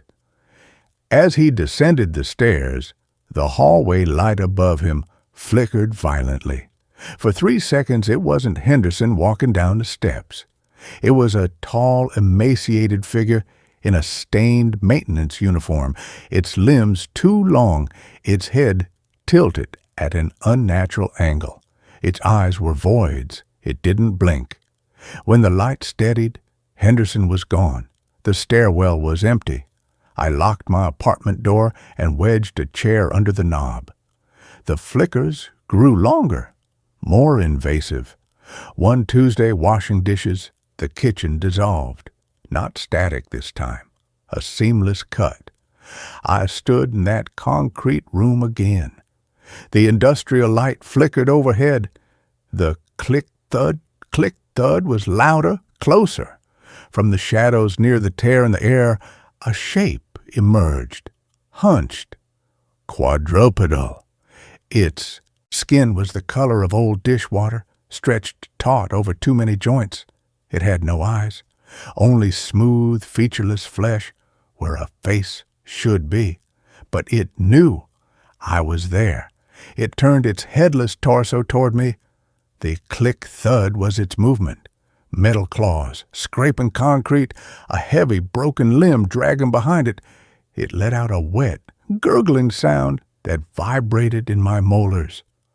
I stumbled back, hitting a wall that wasn't there a second before. My hand passed through it like mist. I fell backward and landed on my kitchen floor, soaked in soapy water, the faucet still running. The sink was full of dishes. No time had passed. The microwave clock read 3:17 p.m., exactly when it always happened. I called in sick to the temp agency. I bought every light bulb the hardware store carried. I plugged in lamps until the apartment glowed like a surgical theater. I played music constantly, talk radio, podcasts, white noise, anything to fill the silence. The flickers slowed. But at 3:17 a.m. every night, the lights dimmed. The music stuttered into static. The world pixelated at the edges, and in that static, the grinding grew louder. The click-thud click, thud echoed from the hallway, from the closet, from the space behind the refrigerator. I'd huddle on the couch, wrapped in a blanket, a flashlight clutched in my hand, whispering, "Not real, not real, not real." But the smell of wet concrete was real. The vibration in the floorboards was real. The terror was real. Maya came over unannounced on a Saturday morning, concerned texts ignored. She found me sitting in the dark living room, all lamps unplugged. "Liv?" Her voice was sharp with worry. "What's going on?" I didn't look at her. I stared at the window. "They only come when the lights are low." "Who?" "The things in the static." My voice was flat, empty. "They're waiting for the signal to break, to stay broken." She knelt beside me, her perfume, jasmine, expensive, cutting through the smell of dust and fear. "You need help, real help, not more lamps." I finally met her eyes. Hers were wide with tears. "They showed me Henderson," I whispered. "He's not Henderson. He's a patch, a bad repair. The real one, he went into the basement years ago. During a flicker, they kept his shape, but it's wearing thin." She didn't argue, didn't call me crazy. She just hugged me, her arms tight around my shaking shoulders. "Let's get you somewhere safe, my place, just for tonight." Her apartment was modern, minimalist, no shadows in the corners, no flickering lights. We slept on her couch, a mountain of blankets between us. At 3:16 a.m., her digital clock glowed steadily. I closed my eyes. Just for a second, I opened them to static, not the concrete room. Her living room, but wrong? The white walls were streaked with gray digital noise. The floor tiles shifted like broken glass. Maya's perfect IKEA furniture bled pixels at the edges, and standing over her sleeping form, a shadow bent close. Not human, taller, thinner, its outline blurred and reformed with every flicker of the static. It had too many limbs, too many fingers, long and needle-thin, hovering just above Maya's chest. Its face, if it had one, was a shifting mosaic of broken screen fragments. From its form came that same grinding whisper. "Sync error, subject unstable, repair required." Maya didn't stir. She slept deeply, peacefully. The shadow thing's fingers dipped lower, toward her heart. I didn't scream. I lunged, grabbed the heavy ceramic lamp from the side table, swung it blindly. It passed through the shadow like smoke. The lamp crashed to the floor, shattering. Maya jolted awake. "Liv? What?" The static vanished. The room was pristine. Moonlight streamed through the blinds. The lamp lay in pieces on the carpet. Maya stared at me, her face pale. "You were sleepwalking. You must have knocked it over." I pointed at the space where the shadow had stood. "It was here, watching you. It was going to—" She cut me off, her voice gentle but firm. "Liv, look at me." She took my shoulders. "This isn't the apartment. This is my home, safe. There's nothing here but us." She led me to the guest room, locked the door from the outside. "Rest. We'll talk in the morning." I didn't sleep. I sat on the edge of the bed, back against the door, listening. At 3:17 a.m., the lock clicked, not turned. Melted. The metal flowed like liquid mercury, reforming into a crude handle on the other side. The door swung open silently. The hallway beyond wasn't Maya's hallway. It was the concrete corridor from my flickers. Pipes dripped black fluid. The click, thud, echoed from the darkness. At the end of the hall, the door stood ajar. The tear in reality shimmered within it. The shadow thing stood in the threshold, its form stabilizing. Tall, hunched, metal claws scraping the floor. It turned its blank face toward me. No mouth, but the grinding whisper filled the small room. Subject rejected repair, corruption spreading, initiate purge. I ran, not down the hall, through the guest room window. I shattered the glass, tumbling into the rose bushes below Maya's balcony. Thorns tore my arms. I didn't feel them. I ran until my lungs burned, the city lights blurring through tears. I didn't stop until I reached Elm Street, until I stood before the familiar peeling door of apartment 3B. I didn't go inside. I sat on the top step of the building stoop, hugging my knees, waiting for dawn. The streetlights flickered, cars passed, normal, but in the gaps between the flickers, in the half-second when the light dimmed, I saw them, shapes in the alleyways, in the reflections of car windows, hunched figures with too many joints, blank faces drinking in the shadows. They didn't approach. They just watched, waiting for the signal, waiting for the world to glitch. Mr. Henderson found me there at sunrise. He didn't seem surprised. He sat beside me on the cold concrete step, the smell of damp wool and motor oil clinging to him. "You saw the between," he said quietly. Not a question. "That's what the old tenants called it, the static place, where the signal phrase." He pulled a worn photograph from his coat pocket. A younger Henderson, smiling beside a woman with kind eyes and a little girl with pigtails. My family. 20 years ago, we lived here in 3B until the flickers started, for my daughter first. She'd cry about the broken TV people in her closet. He traced the girl's face on the photo. One night, during a bad flicker, she walked into the static, just stepped through the wall like it wasn't there. We never got her back. My wife. She couldn't live with the not knowing. She left, took her own way out. He folded the photo carefully. The building remembers grief. It feeds on it. The flickers are weak spots, tears, and the things in the between, they're drawn to the tears. They want to mend the broken signal, but their idea of mending is to erase the corruption, to erase us. "Why me?" I whispered. "You're hollow," he said simply. "Layoff, eviction, the loneliness after the divorce. Hollow spaces are easy to fill, easy to overwrite." He stood, brushing dust from his trousers.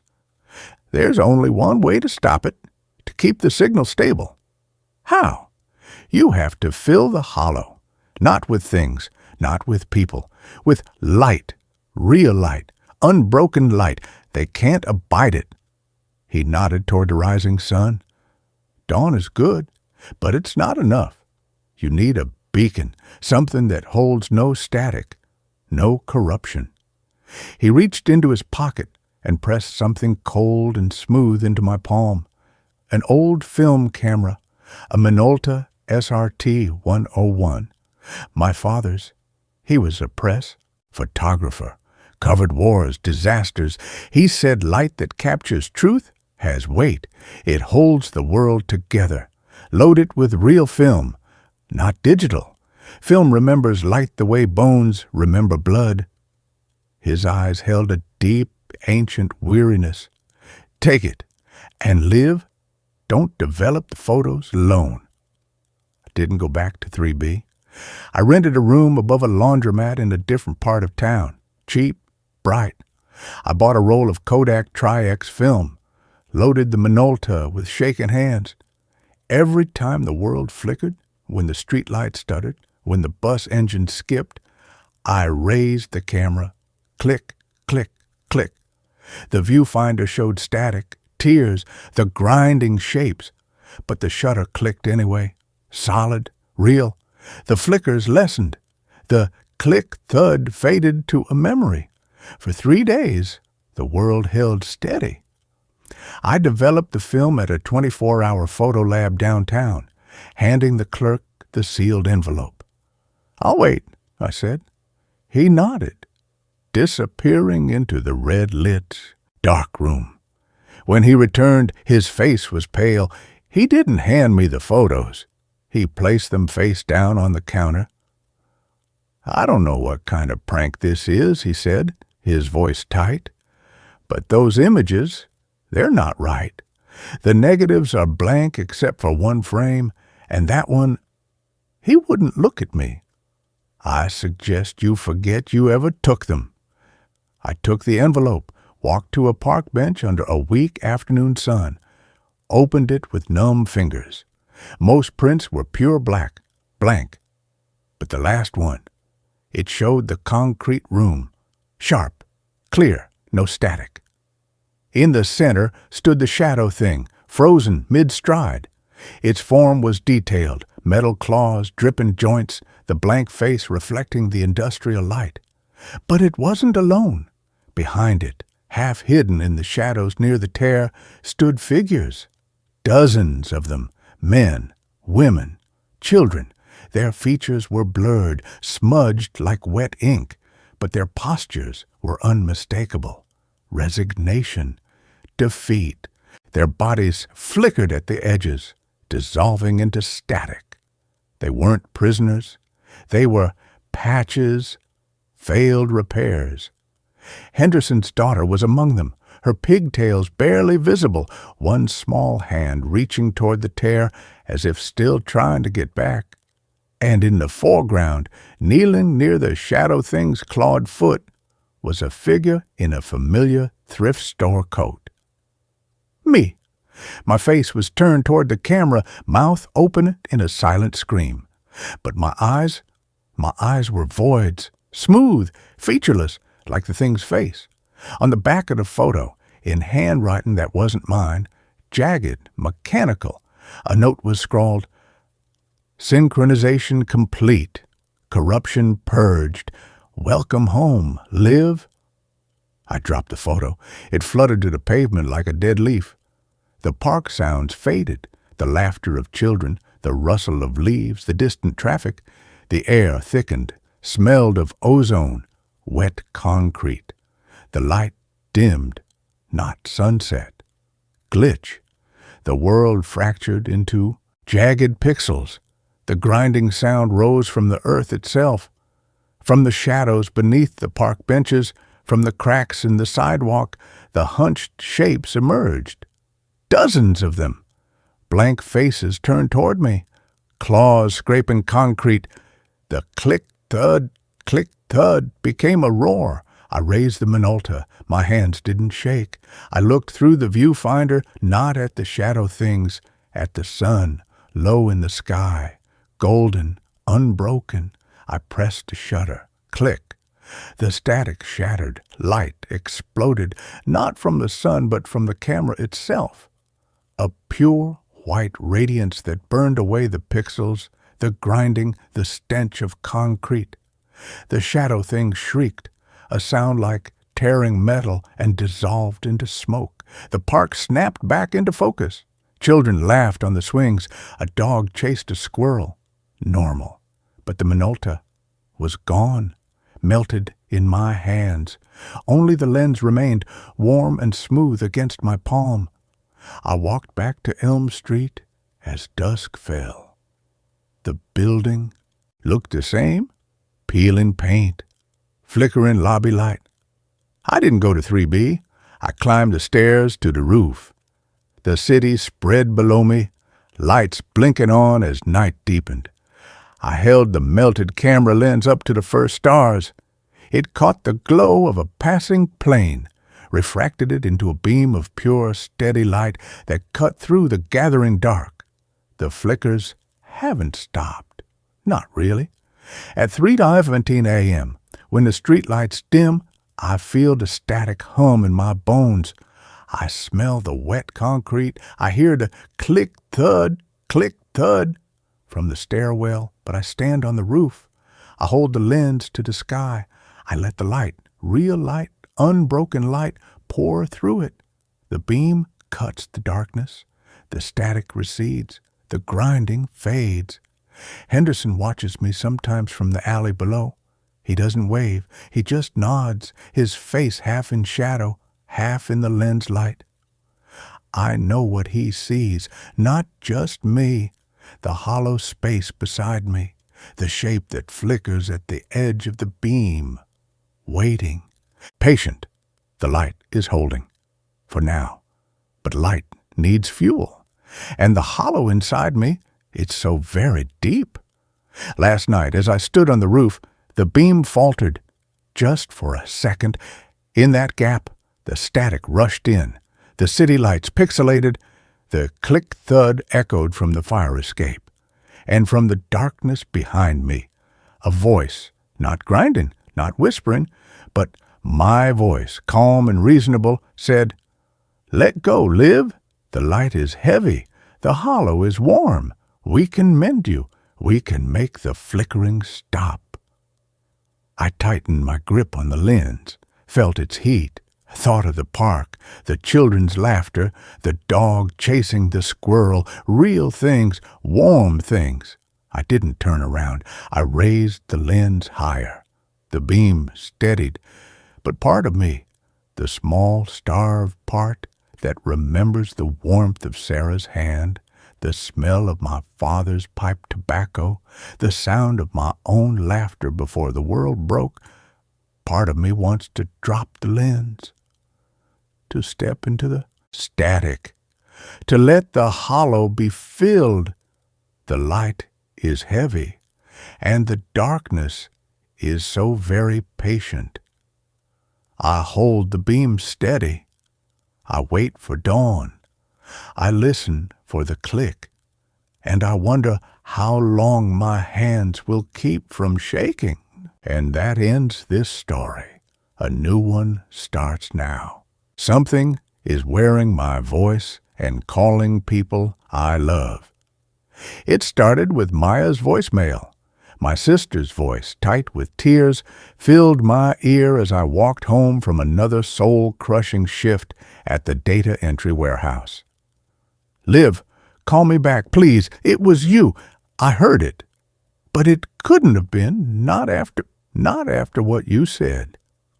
She hung up, the line going dead with a soft click that echoed the hollow space opening in my chest. I hadn't called Maya, not in weeks, not since our last fight, the one where I'd screamed things I didn't mean, words sharp as broken glass about her perfect life with her husband and baby while mine lay in ruins. I'd hung up on her, blocked her number in a haze of grief and cheap whiskey. The guilt had been a constant ache beneath my ribs, but I hadn't reached out. I was too ashamed, too raw.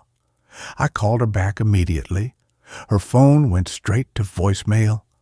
I left a shaky message.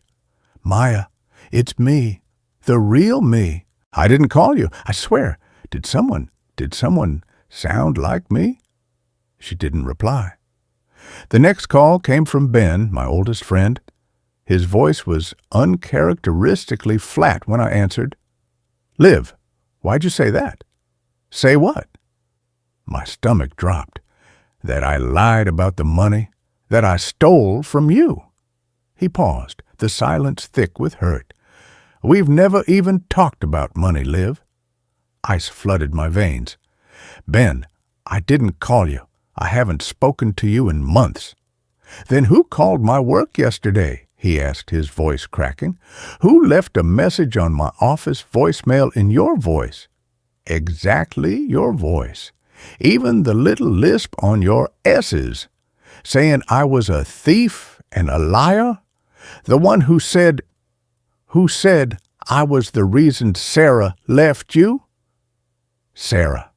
My ex. The name was a shard of ice in my heart. "I didn't say that, Ben. I would never—" "I know," he interrupted, his voice suddenly gentle. "I know you wouldn't, but it was you. The voicemail, I played it for Mom. She burst into tears, said it was your voice, clear as day. He sighed, a sound heavy with exhaustion. Just be careful, Liv. Someone's using your voice, and they know things. Too many things. The calls escalated. My therapist, Dr. Evans, left a concerned message. Liv, I received a call from your number last night. You were distressed. You said you'd taken the pills and it was finally quiet. You sounded so calm, so final. Please call me. Tell me you're safe. I hadn't taken pills. I hadn't called. But the description, the calm finality, mirrored the darkest thoughts I'd wrestled with in the small hours after Sarah left. Thoughts I'd only ever whispered to the empty walls of my apartment. Sarah herself called, not her number, a blocked caller ID. Her voice was raw, stripped bare. Why, she whispered, the word trembling, why did you tell my mother I faked the miscarriage? That Lily wasn't real? That I just didn't want to be a mother? Her breath hitched. She called me sobbing, Liv. She's 80 years old. What kind of monster says that to an old woman about her dead granddaughter? I couldn't speak, couldn't breathe. The miscarriage, the silent, devastating loss of Lily at 20 weeks, was our deepest, most private wound. We'd never spoken Lily's name aloud, never told her mother the details, only that the pregnancy didn't work out. The thought of someone twisting that sacred grief into a weapon. I didn't, I finally choked out. Sarah, I swear on Lily's memory, I didn't say that. A long silence. Then, softer. I believe you, but your voice. It was you. Every breath, every pause, even the way you say Lily, like it's a secret. She hung up. The final straw was the call to my father, the man who'd walked out when I was 10, whose number I hadn't dialed in 20 years. He called me, his voice thick with the confusion I'd never heard before. Liv? Is that really you? Yes, Dad, it's me. You called me yesterday, he said slowly, after all this time. You said you forgave me? That you understood why I left? That you'd let go of the hollow? His voice broke. I've waited 20 years to hear you say that. I cried like a baby. He paused, the emotion raw in the silence. But this morning, I found your old address. I drove past, saw you walking. You looked empty, like you've been carrying the world. And I realized you wouldn't have called, not after everything. So who was it, Liv? Who pretended to be my daughter? The question hung in the air, sharp and terrifying. I stopped answering my phone, changed my number, got a cheap burner. But the calls kept coming, not to my phone, to theirs. Maya texted, got a call from Liv again. Said you were coming to take Lily. I hung up, blocked the number. Be safe. Ben, voicemail from your new number. Said you knew about the affair. What affair? Someone, something, was wearing my voice like a skin, and it was stitching together the rawest, most hidden threads of my life. The guilt, the grief, the unspoken accusations, and using them to poison my relationships, to isolate me. I went to Dr. Evans, not for therapy, for answers. I played her the voicemails, Ben's recording, the calm, final message left for her. She listened intently, her brow furrowed. When it was over, she leaned forward, her voice low. This isn't just mimicry, Liv. This is intimate. It knows your cadence, your breath patterns, the micro tremors in your voice when you're lying or stressed. It's accessing memories you haven't vocalized. She tapped the recording. This level of replication, it's not human, not without technology we don't have. Then what is it? I whispered, my hand shaking. She hesitated. There are theories in fringe linguistics about echoes. Traumatic events can leave imprints, not just on places, but on sound, on the very air. If a voice speaks words heavy with pain, with truth, in a place saturated with loss, sometimes the air remembers. The sound waves get trapped. They loop. They learn. She looked at me, her gaze piercing. Your apartment, Liv, after Sarah left, after you screamed those things at Maya, after you whispered to the empty walls about Lily, about your father, did you ever feel like the silence was listening? My blood ran cold. The hiss of the radiator, the groan of the old building, the way the quiet after a fight felt thick, watchful, like the walls were holding their breath. That night, I sat in the dark living room of my Sycamore Street apartment. The only light came from the street lamp outside, casting long, dancing shadows. I didn't turn on a lamp. I wanted the quiet. I wanted to listen. I took a deep breath and spoke the words I'd choked back for months, the ones that lived in the hollow space behind my ribs. I forgive you, Dad. Silence. Then from the hallway near the old radiator, a sound, not a voice, a shiver, like the air itself was resonating. A low hum, barely audible, vibrating in my molars. The shadows in the corner deepened, coalescing into a shape, tall, thin, indistinct. It didn't move. It just was. A concentration of silence. I spoke again, softer this time, the words for Lily.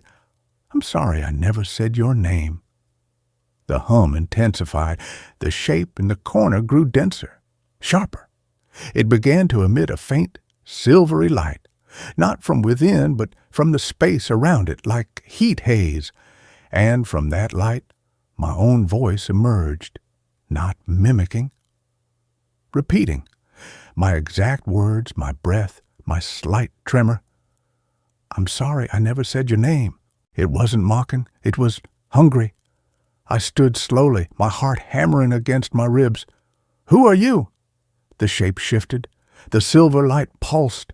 My voice came again, layered now, echoing slightly. I am the space between your words, the silence after your scream. I am the hollow you left in the air when you stopped speaking your truth. It took a step forward, not on feet. It flowed like smoke given form. You gave me your voice, Liv, when you screamed at Maya, when you wept for Lily, when you whispered to the empty walls.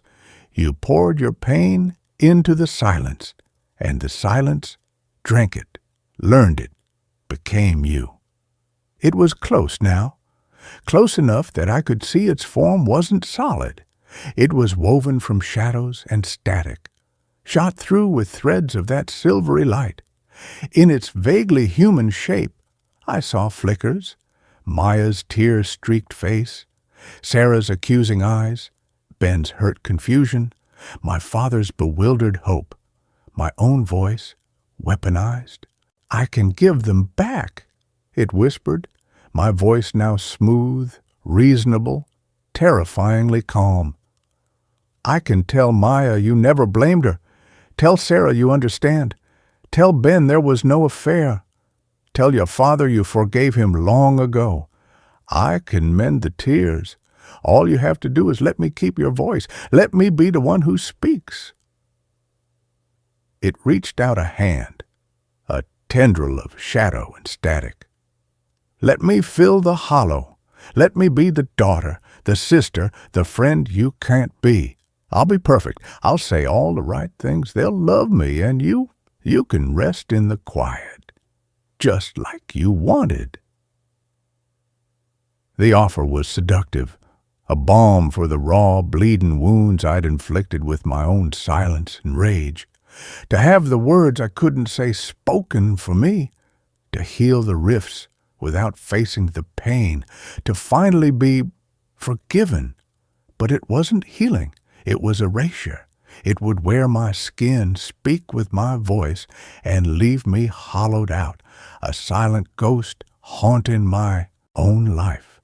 I thought of Maya's voice on the voicemail, trembling with tears, of Ben's quiet hurt, of Sarah's raw whisper about her mother, of my father's broken hope.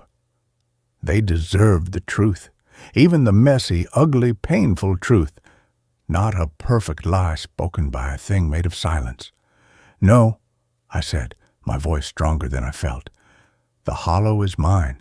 The words are mine, even the ugly ones." The thing that wore my voice recoiled. The silvery light flickered. My own voice turned sharp, laced with static. "You'll be alone. They'll hate you. The hollow will eat you alive." "Maybe," I said, "but it will be my hollow, and my voice will be mine."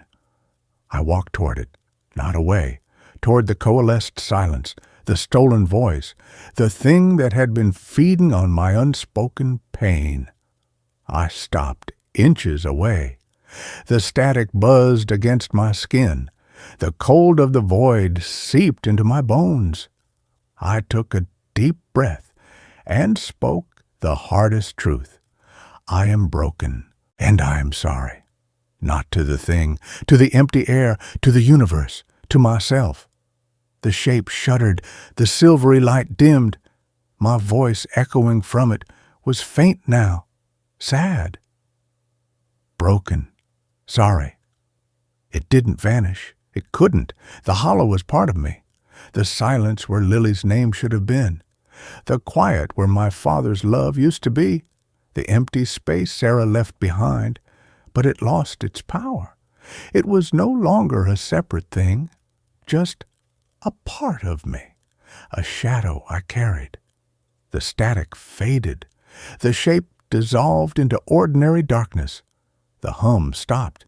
The only sound was my own breath, shaky but real, and the distant thump of machinery from the factory next door. I picked up my phone, dialed Maya's number with trembling fingers. It rang once, twice. "Liv?" Her voice was cautious, wary. "It's me," I said, my voice rough with tears. "The real me. I need to tell you. I'm so sorry. For everything I said, for everything I didn't say. Can we start over?" A pause, then a soft, shaky breath. "Yes," she whispered. "Yes, Liv, please." I called Ben next. Then, after a long, deep breath, I dialed Sarah's number. The words were hard, halting, full of tears, but they were mine. I still hear it sometimes. In the quiet moments, a whisper of static in the hiss of the radiator, a flicker of silvery light in the corner of my eye. The hollow is still there. It always will be. But now, when it stirs, I don't let it speak. I speak first. My voice, raw and real, filling the silence, and the hollow listens, not as a thief, but as a witness. I am learning to live with the echo and to choose my own words. And that ends this story. A new one starts now. Strangers recognize me from events I've never attended. The first time it happened, I was buying coffee. A Tuesday morning, rain slicking the sidewalks of downtown, my third temp job in 2 months already wearing thin. I stepped up to the counter of Brewed Awakening, shivering in my damp coat, and ordered a large black coffee, my armor against the soul-sucking spreadsheets waiting back at the office. As the barista, a girl with purple-streaked hair and a nose ring, slid the cup across the counter, she paused. Her eyes widened. She leaned forward, voice dropping to a conspiratorial whisper. "Oh, my God, it's you, from the rally last weekend." I frowned, fumbling for my wallet. "Rally? What rally?" "The Climate March, by the old courthouse." She gestured vaguely east. "You were on the news. standing right next to that guy with a megaphone holding the borrowed earth rented sky sign. You looked so intense. She grinned, punching in my payment. Totally badass. My blood ran cold. I hadn't been to any rally.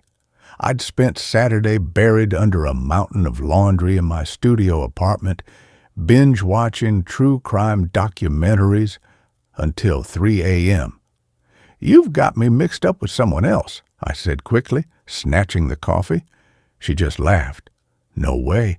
Your eyes, that intense gray, they're unforgettable. Plus, you have that tiny scar above your left eyebrow, same as the girl on TV." She tapped her temple. "Memory's my thing."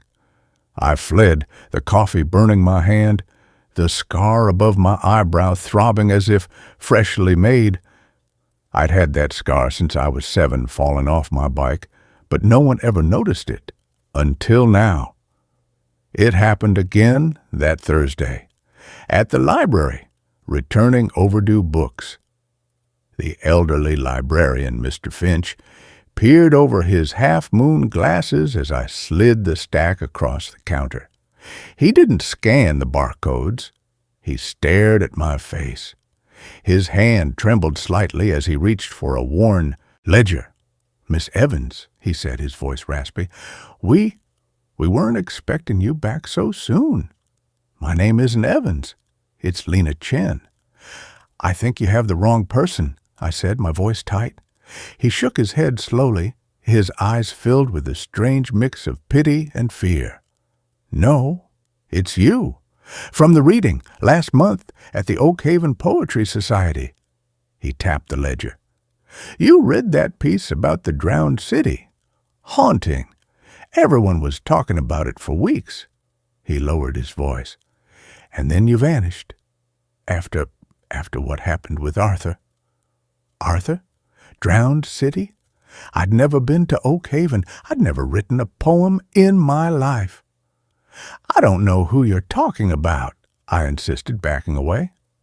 Mr. Finch's gaze didn't waver. He pointed a gnarled finger not at my face, but at my left wrist. "You wore the blue thread that night. For luck. It snapped during your reading. You didn't pick it up?"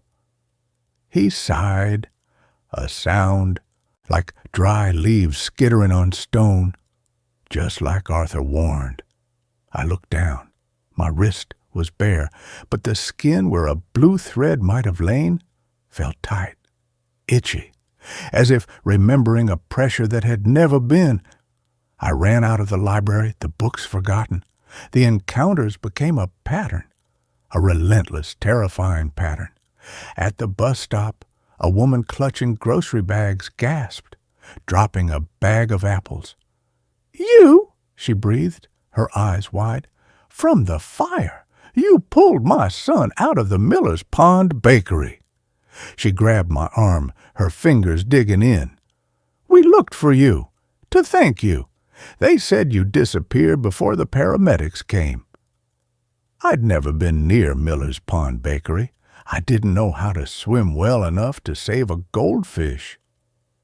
At the grocery store, the cashier scanned my items with trembling hands. "They said you wouldn't come back," she whispered, not meeting my eyes. "After the accident at the quarry. But you're here. You look whole." She slid my receipt across the counter, printed at the bottom in tiny official-looking type. Witness ID, Lena Evans. Incident out of 7734. Status, absent. Lena Evans, always Lena Evans. I started avoiding people, wore sunglasses even indoors, kept my head down. But they found me. They always found me. The breaking point was the funeral.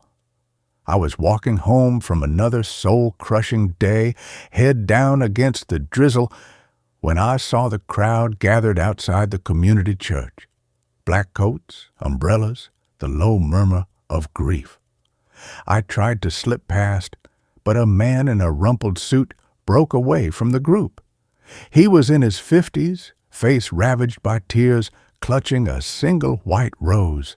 He stopped directly in my path, his eyes locked onto mine, filled with a desperate, aching hope. "Lena!" he choked out. "Lena Evans! Oh, thank God! We thought you wouldn't come. Not after what you did."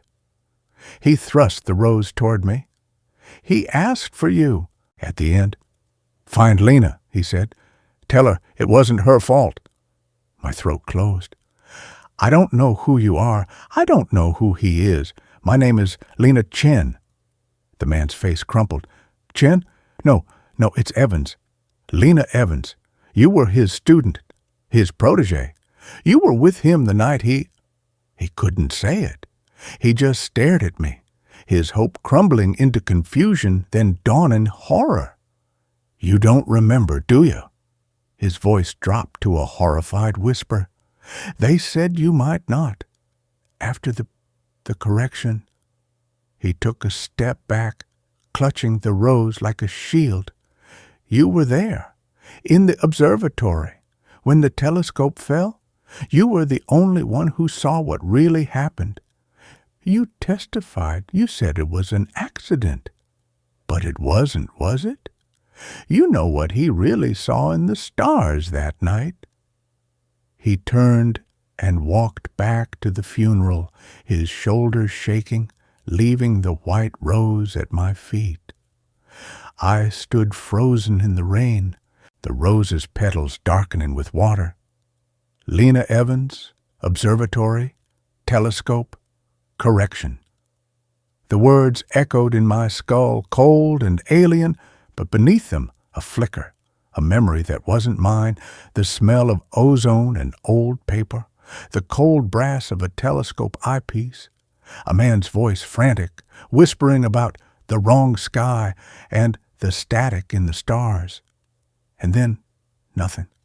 A smooth, seamless cut, like a film reel with frames torn out. I went home, locked the door, drew the curtains, sat on the edge of my bed, staring at my reflection in the dark TV screen. My face looked back, pale, tired, eyes shadowed with fear. But superimposed over it for just a fraction of a second was another face. Same bone structure, same gray eyes. But the hair was longer, dyed auburn, and the scar above the eyebrow was fresh, raw. Lena Evans. I searched online. Lena Evans Oakhaven. Lena Evans Miller's Pond Bakery fire. Lena Evans Observatory accident. Nothing. No news articles. No social media profiles. Just dead links and error messages. Except one.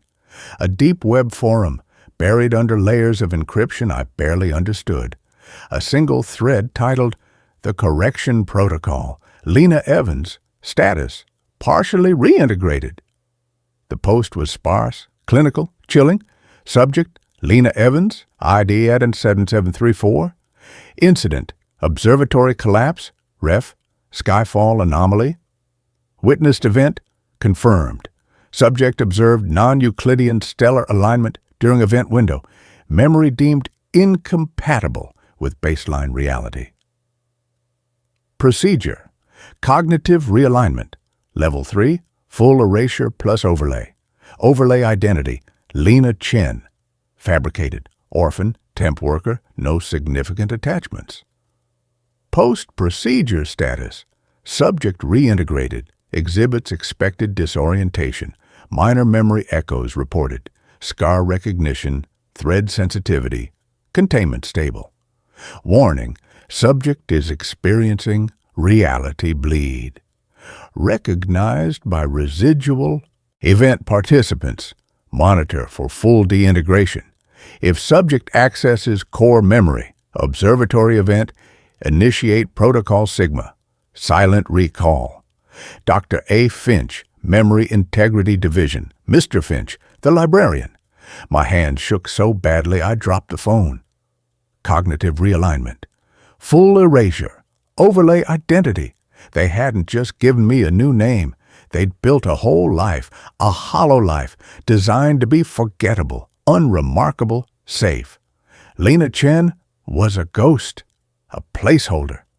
Lena Evans was the real me, the one who saw the impossible in the stars, the one who remembered the wrong sky. And they were watching, waiting for me to remember too much. The knock on my door came at 3:17 a.m., not loud, polite, authoritative. I didn't answer. I pressed my ear to the cold wood. A man's voice, calm, professional, filtered through the door. "Lena Evans? It's Dr. Finch, from the Memory Integrity Division. We need to talk about the bleed. It's for your own safety." Silent recall. The words from the forum post slithered through my mind. If subject accesses core memory, initiate protocol sigma, silent recall. I didn't move, didn't breathe. The doorknob turned, not locked. I'd forgotten to lock it. The door opened slowly, revealing the dim hallway. Dr. Finch stood there, not the frail librarian, but a man in a crisp gray suit, holding a slim black case. His eyes were sharp, devoid of pity, cold, professional. Behind him, two figures in dark uniforms stood like statues. "Lena," Finch said, his voice gentle, reasonable, "you're experiencing distress, unstable memories. We can fix this, make it all go away just like last time. Come with us. It will be quick, painless. You'll wake up as Lena Chen again, safe, unremembered." He opened the black case. Inside, nestled in foam, were syringes filled with a faintly glowing blue liquid. "The correction is almost painless." I backed into the room, my eyes darting to the window. Third floor, too high to jump. "Why?" I whispered, my voice raw. "What did I see?" Finch's expression didn't change. "You saw the gears," he said simply, "the machinery behind the sky. Some truths are too heavy for the human mind to carry. They break the vessel. We're just repairing the cracks." He took a step forward. "Don't make this harder than it needs to be, for your own good." The figures behind him stepped into the room, blocking the door. Silent, efficient. I looked at Finch, at the glowing syringes, at the hollow life of Lena Chen waiting on the other side, a life of temp jobs, cheap coffee, and being forgotten. A life without the memory of the drowned city poem I never wrote, the boy I never saved from a fire, the teacher I never watched die under a fallen telescope, a life without the weight of the real sky, but also a life without the fear, without the stranger's accusing eyes, without the terrifying knowledge that the world was thinner than glass. Finch extended a hand. "Let go, Lena. The correction is a kindness, a quiet sleep. You won't even dream." I thought of the woman at the bakery, her gratitude, the librarian's pity, the grieving father's white rose. They remembered the real me, the Lena Evans who acted, who felt, who saw, even if that seeing broke her. I looked past Finch, out the window. The city lights glittered, normal, safe, a lie. "What if I don't want to be safe?" I said, my voice steadier than I felt. Finch sighed, a sound of profound disappointment. "Then you leave us no choice." He nodded to the figures. They moved toward me, swift and silent. I didn't run. I didn't scream. I lunged, not for the door, but for the small desk by the window. My hand closed on the cold metal of the cheap desk lamp. I yanked the cord from the wall, the plug sparking, and swung the heavy base in a wide arc. It connected with the knee of the first figure with a sickening crunch. He grunted, stumbling back. I didn't wait. I vaulted over the desk, crashing through the flimsy screen window, glass shattering around me. I hit the fire escape hard, rolling, pain lancing through my shoulder. I didn't look back. I took the metal stairs 2 at a time, the clang of my footsteps echoing in the night. Sirens wailed in the distance, not police. Different, closer. I hit the alley running. The rain had turned to a cold drizzle. I didn't know where I was going, just away from the syringes, from the quiet sleep, from the hollow life of Lena Chen.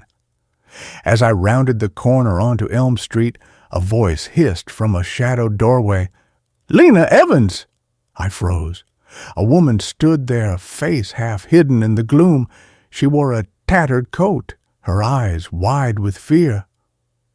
"They're looking for you," she whispered. "After the observatory, after you spoke, they're erasing everyone who knew." But I remember I was there. I saw the static in the stars, too. She held out a small folded piece of paper. "Take this. It's the only copy. Find the others. Find the girl with the blue thread. She knows where the cracks are." I grabbed the paper. It was warm, alive. Before I could speak, she melted back into the shadows. I ran. The sirens grew louder. The rain plastered my hair to my face. I ducked into a 24-hour laundromat, the thrum of dryers vibrating through the floor. In the flickering fluorescent light, I unfolded the paper. It wasn't words. It was a map, hand-drawn, of the city. But the streets weren't right. Buildings were in the wrong places. Parks were labeled static zones. And in the center, marked with a red X, was the old Carnegie Library. Beneath the map, a single line was scrawled. "The truth is in the gaps, where the light doesn't reach, where the memories are buried. Find the blue thread. She's waiting." I looked up. Through the laundromat's steamy window, I saw them. 2 black sedans gliding to a stop at the end of the block. Gray-suited figures emerged, scanning the street with cold, methodical precision. I slipped out the back door into a maze of alleys. The city I thought I knew was gone. In its place was a labyrinth of wrong streets, hidden doors, and people who remembered a Lena Evans I was only beginning to understand. I don't know who I am. Not really. Lena Chen is a ghost. Lena Evans is a memory carved into the bones of strangers. But I have the map. I have the scar. And somewhere, in the gaps between the official streets and the sanctioned skies, a girl with a blue thread is waiting. I'll find her.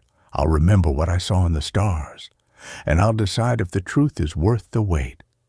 Even if it breaks me. Even if they come for me again. I walked deeper into the rain-slicked alley, the map clutched to my chest. The name Lena Evans feeling less like a lie and more like a key.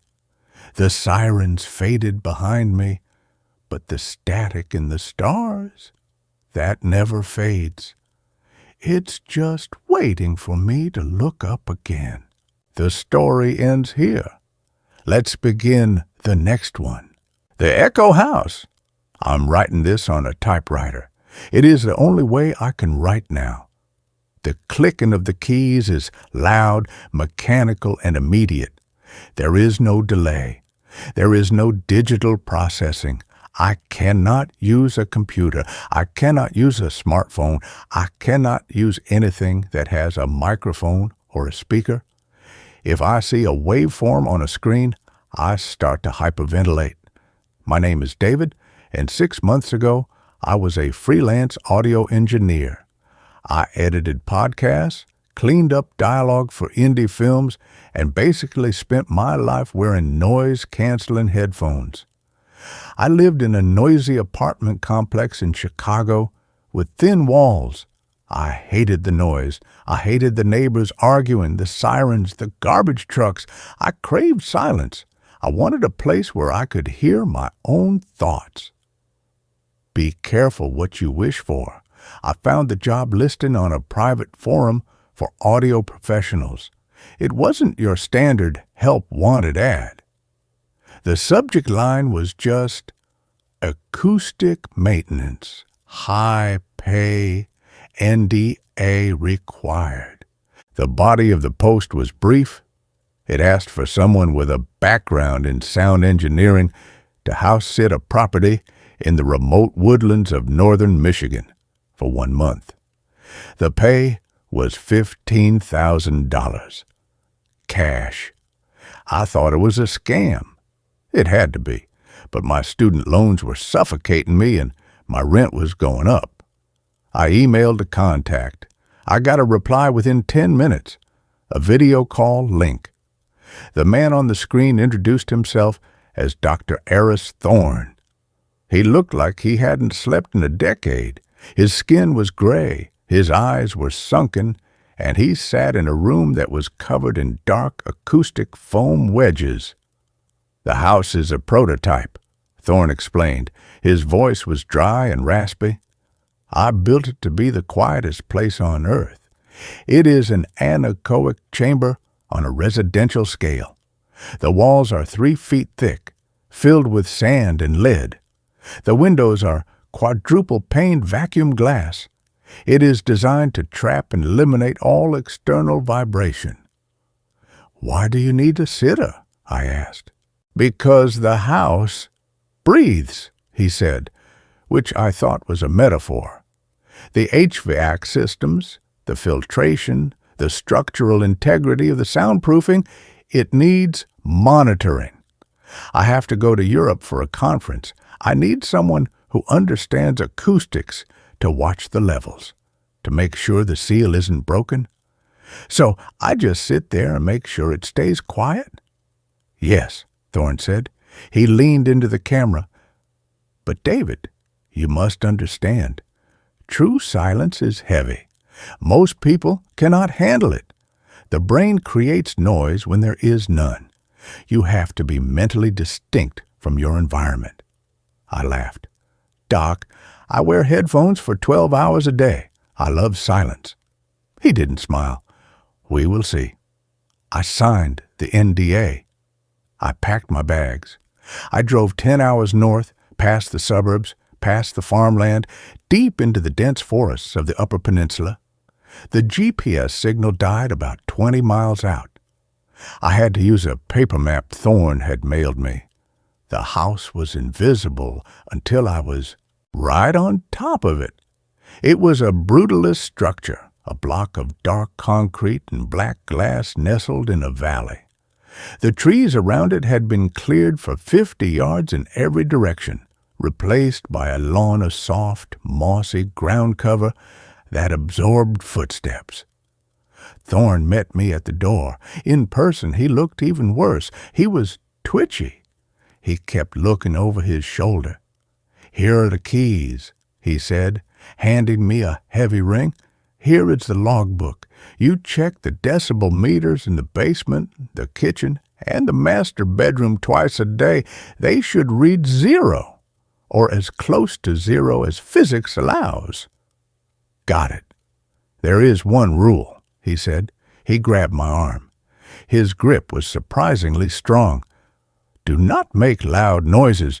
No music, no shouting, no slamming doors. The house is designed to capture sound. If you saturate the dampeners, the pressure builds up." "Okay," I said, pulling my arm away. "I'll be quiet." "If you hear something," he whispered, looking at the black walls of the hallway, "do not listen to it. Distract yourself. Make a small noise like a hum, but do not listen to a house." He got in his car and drove away faster than I expected. I watched his tail lights vanish into the trees. I was alone. I turned around and stepped inside. The heavy steel front door swung shut on oiled hinges.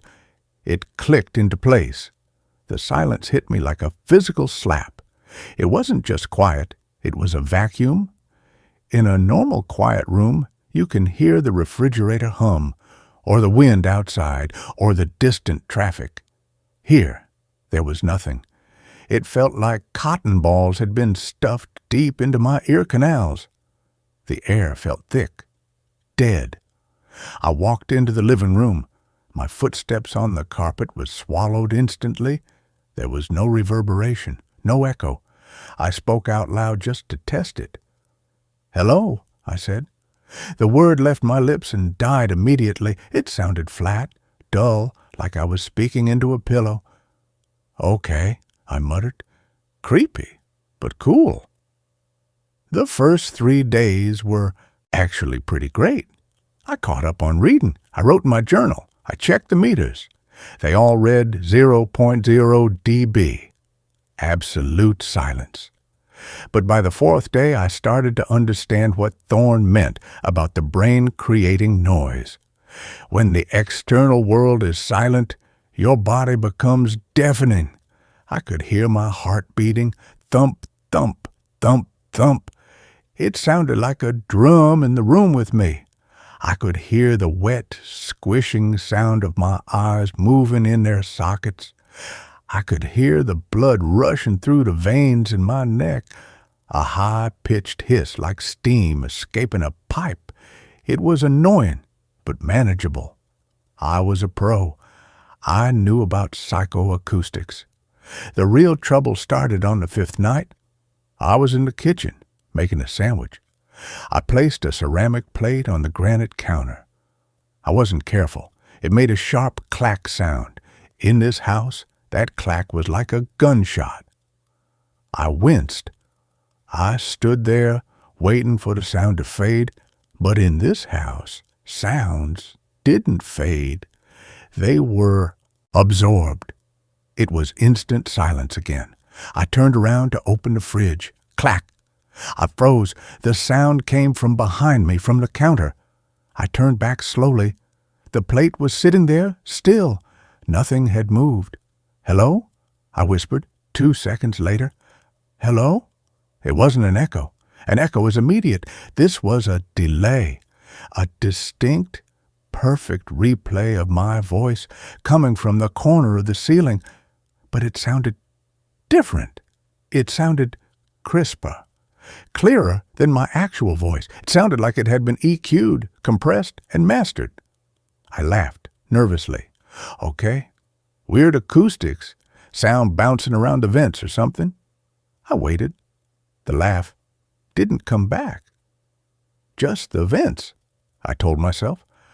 I took my sandwich to the living room and turned on the TV. I kept the volume very low, just a whisper. I watched a silent movie. That night, as I lay in the master bedroom in the absolute dark, I heard breathing. It was slow, rhythmic breathing, in, out, in, out. It was coming from directly above my face. I held my breath. The breathing continued. I reached for the lamp and clicked it on. The room was empty. The breathing stopped instantly. "It's my own breathing," I said aloud. "Just a delay. A weird acoustic reflection." I turned the light off. The breathing did not start again.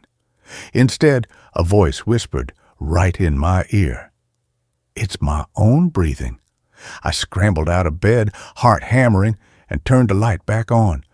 I slept with the lights on that night, day 7. I was checking the decibel meter in the basement. The basement was a concrete bunker.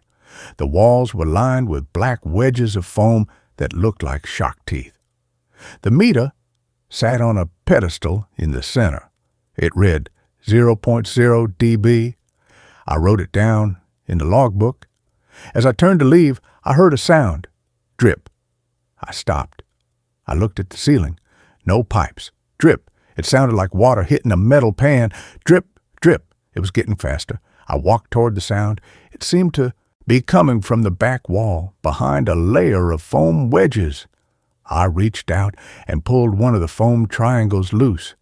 Behind it, there was no concrete. There was a metal grate. And behind the grate, a dark, vertical shaft going down into the earth. Drip. "Hello?"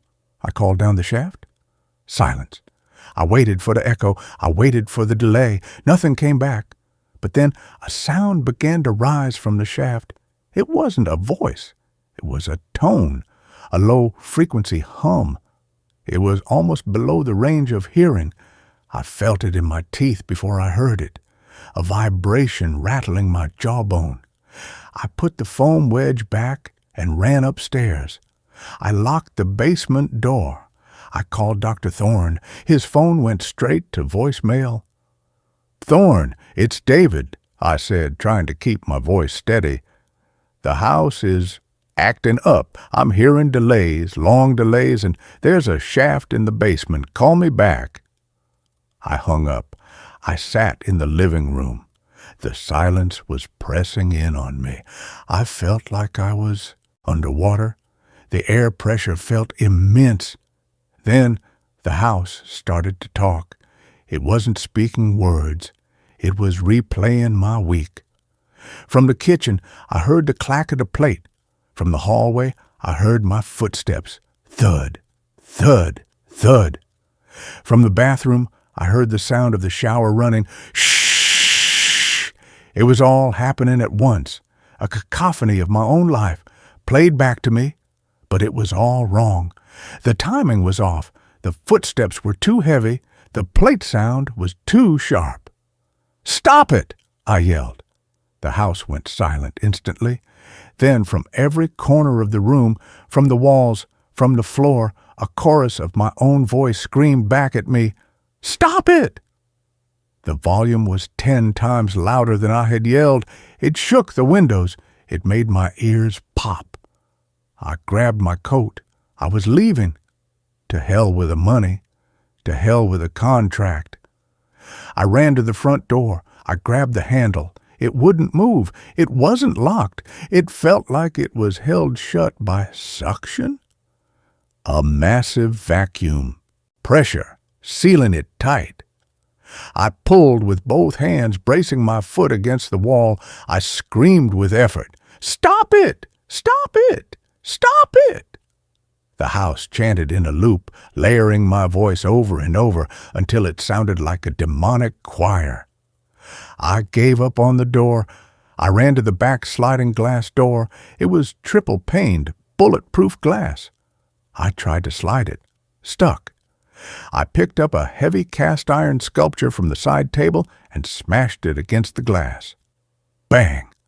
The glass didn't even scratch. The sound of the impact was incredibly loud, and the house loved it. Bang! Bang!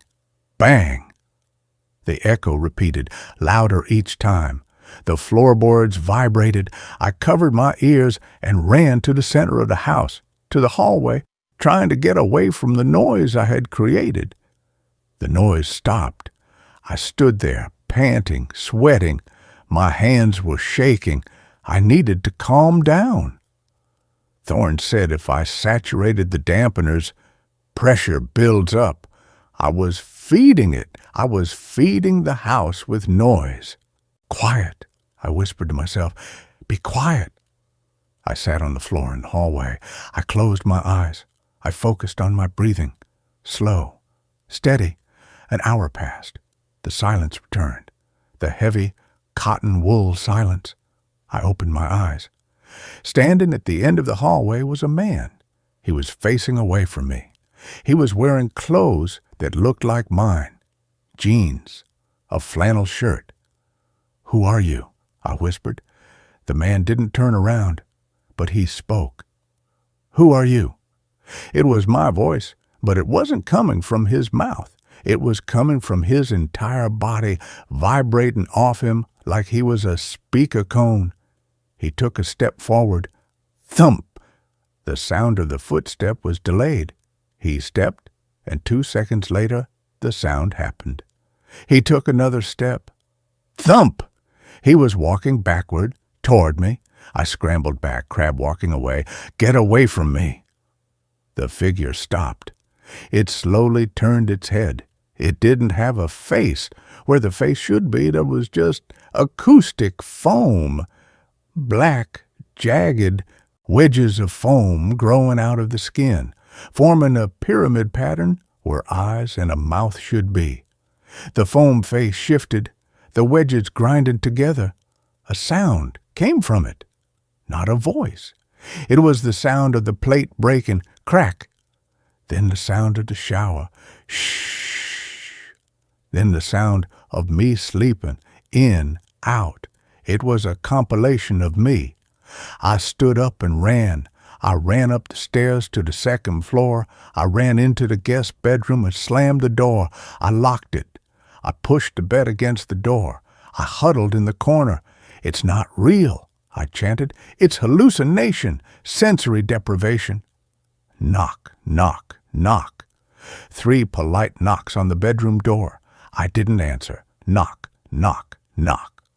Louder this time. Then a voice came through the door. It wasn't my voice. It wasn't Thorne's. It was a woman's voice. Soft, melodic. David, are you in there? I froze. Mom? My mother lives in Florida. She has never been to Michigan. David, open the door. It's too loud out here. Let me in. You're not my mother, I sobbed. David. The voice changed. It became deep, guttural. Open the door. The door handle jiggled. Then the door bowed inward. The wood creaked. I looked at the window. It was sealed glass. I couldn't break it. I looked at the vent in the ceiling. The HVAC returned. It was large enough for a person. I dragged the desk under the vent. I stood on it. I used my keys to unscrew the grate. My hands were shaking so bad I dropped the keys twice. Bang! The bedroom door splintered. A black foam-covered hand reached through the hole, groping for the lock. I got the grate off. I pulled myself up into the ductwork. It was tight, dark. It smelled of dust and old metal. I crawled. I didn't know where I was going. I just needed to get away from that room. Behind me, I heard the bedroom door smash open. Then I heard the sound of me crawling, scrape, shuffle. But it was coming from behind me. It was following me into the vents. David, the house whispered from the metal walls. We are still recording.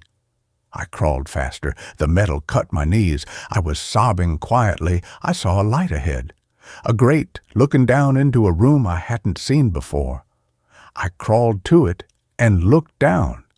It was a room lined entirely with copper, no foam, just shining copper plates on the walls, floor, and ceiling. In the center of the room sat a chair, and in the chair sat a man. It was Dr. Thorne. He was strapped to the chair. He looked dead. I kicked the grate. It gave way. I fell into the room, landing hard on the copper floor. Clang! The sound was deafening. The copper amplified it. It rang like a massive bell. I rolled over, clutching my ears. I looked at Thorne. He wasn't dead. His eyes opened. They were gone. His eyes were gone. His ears were gone. They had been surgically removed. His mouth was sewn shut. He was vibrating. His entire body was shaking, vibrating with the resonance of the room. On the wall, painted in what looked like blood, were words. The resonance chamber. I stood up. Thorne was trying to scream through his sewn lips. Mph, mph. Then I noticed the wires. Thorne was hooked up to machines. Wires ran from his skull into a bank of servers against the wall. He wasn't the owner. He was the battery. He was the source. The door to the copper room opened. The foam-faced creature stood there. It held a recorder in its hand, an old reel-to-reel tape recorder. It pressed play. A sound came out. It was a frequency, a tone so low and so loud it made my vision blur. It made my stomach churn. I fell to my knees. The creature walked toward me. It placed the recorder on the floor. It leaned down. The foam wedges on its face parted, revealing a dark, endless hole. Record, it whispered. I realized then what this house was. It wasn't keeping sound out. It was harvesting it. It was a collector, and it had run out of sounds from Thorne. It needed new material. It needed my screams. I looked at the server bank, the wires. If I couldn't escape the sound, I had to kill the silence.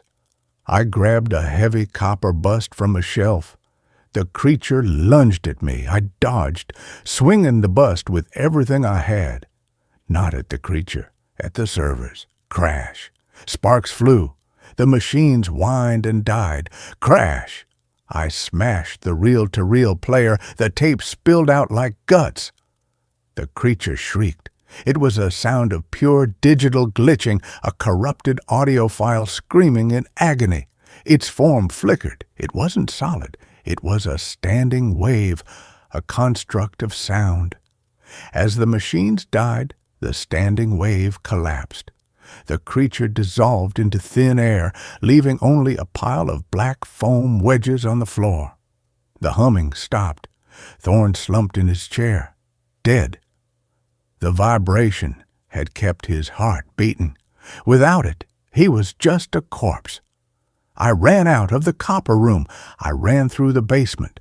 I found the front door. I pushed it. It opened easily. The vacuum seal was broken. I ran into the night. The forest was loud. Crickets, wind, owls. It was the most beautiful noise I had ever heard. I ran until I reached the main road. I flagged down a logging truck. I didn't tell the driver what happened. I just told him my car broke down. I went to the police eventually. I told them about the house, about Thorne. They went to the location I marked on the map. They found nothing. Just a concrete foundation in the woods. No house, no copper room, no foam. They told me I must have gotten the coordinates wrong. They told me Dr. Thorne had been reported missing 6 months ago, last seen in Europe. But I know what happened. The house didn't disappear. It moved. It moved to a quieter spot. And I know it's not done with me, because now I can't hear silence anymore. When I'm in a quiet room, I don't hear nothing. I hear the delay. I hear conversations I had yesterday. I hear my own footsteps from an hour ago.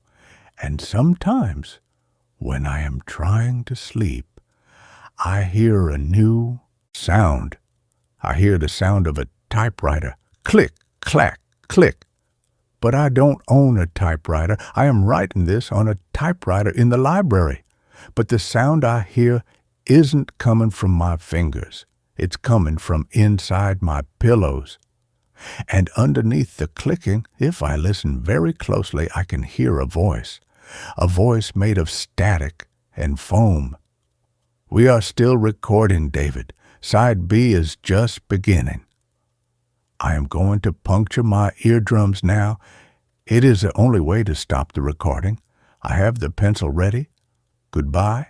And that's where this story ends. Let's move on to the next one. The hum of Sector 4.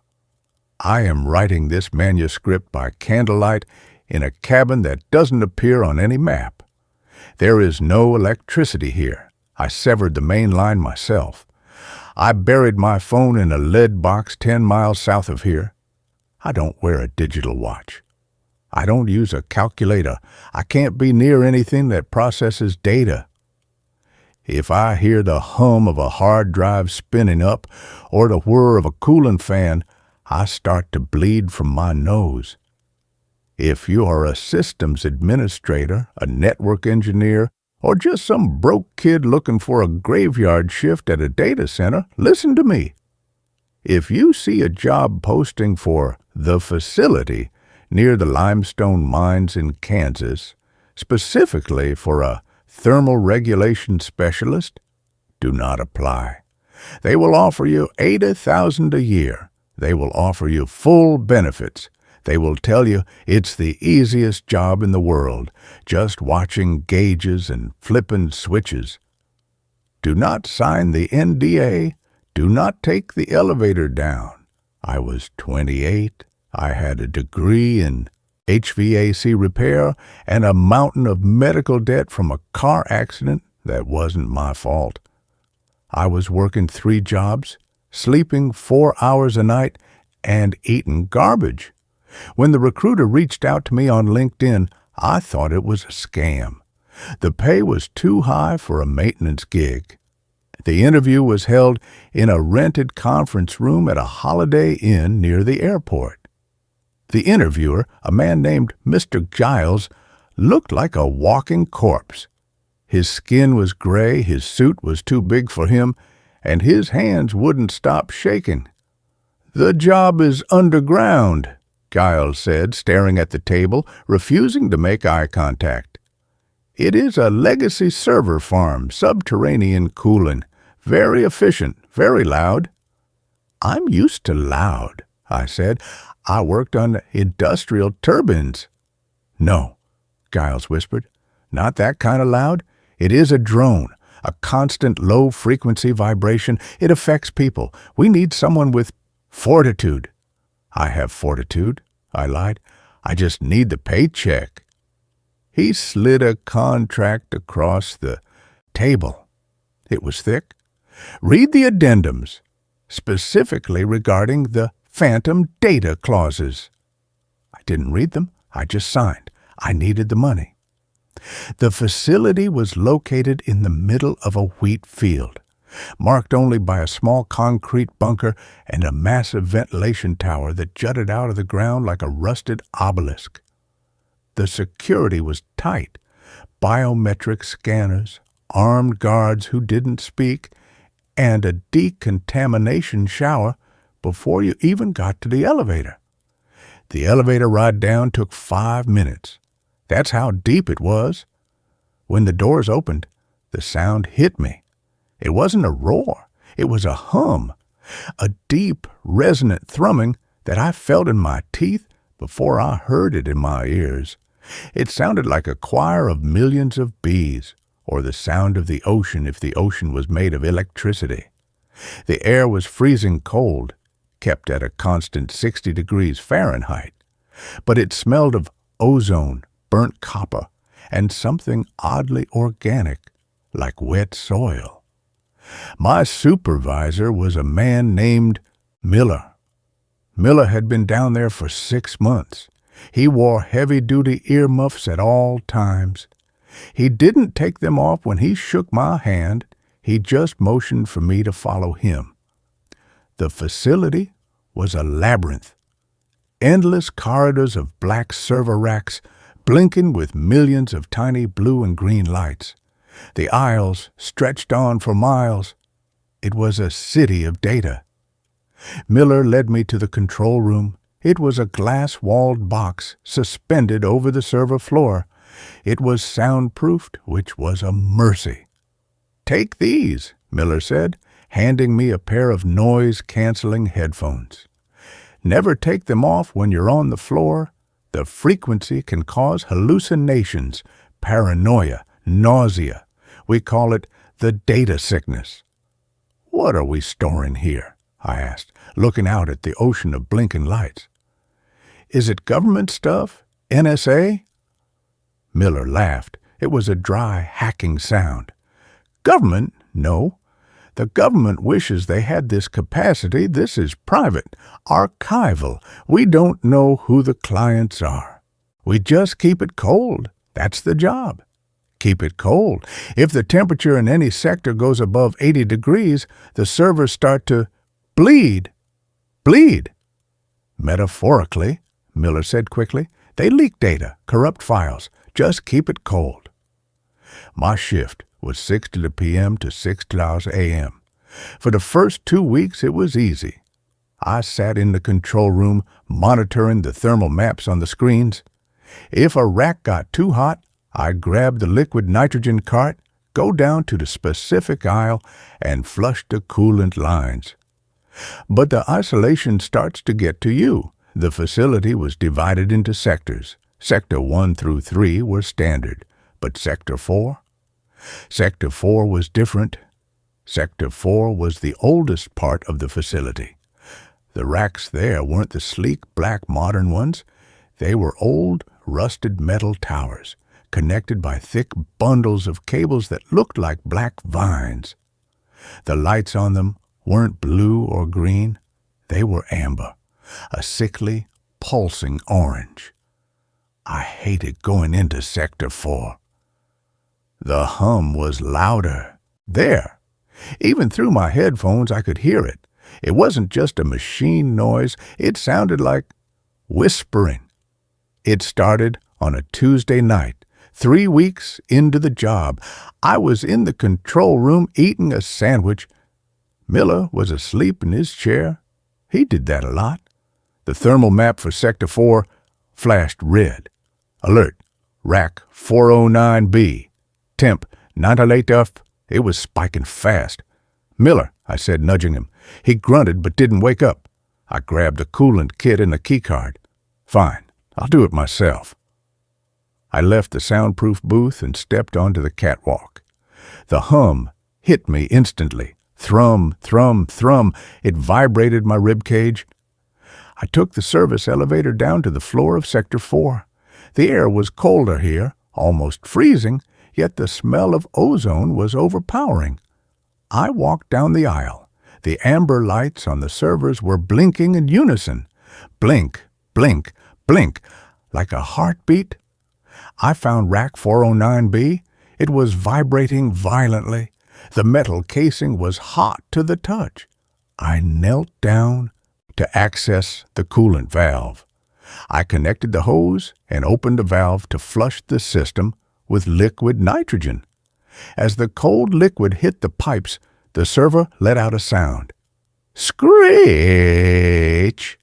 It sounded like a woman screaming. I jumped back, dropping the wrench. The sound didn't come from a speaker. It came from the machine itself, like the metal was grinding in agony. I looked around. Hello? Is someone there? The aisle was empty, just the endless rows of amber eyes watching me. I looked back at the server.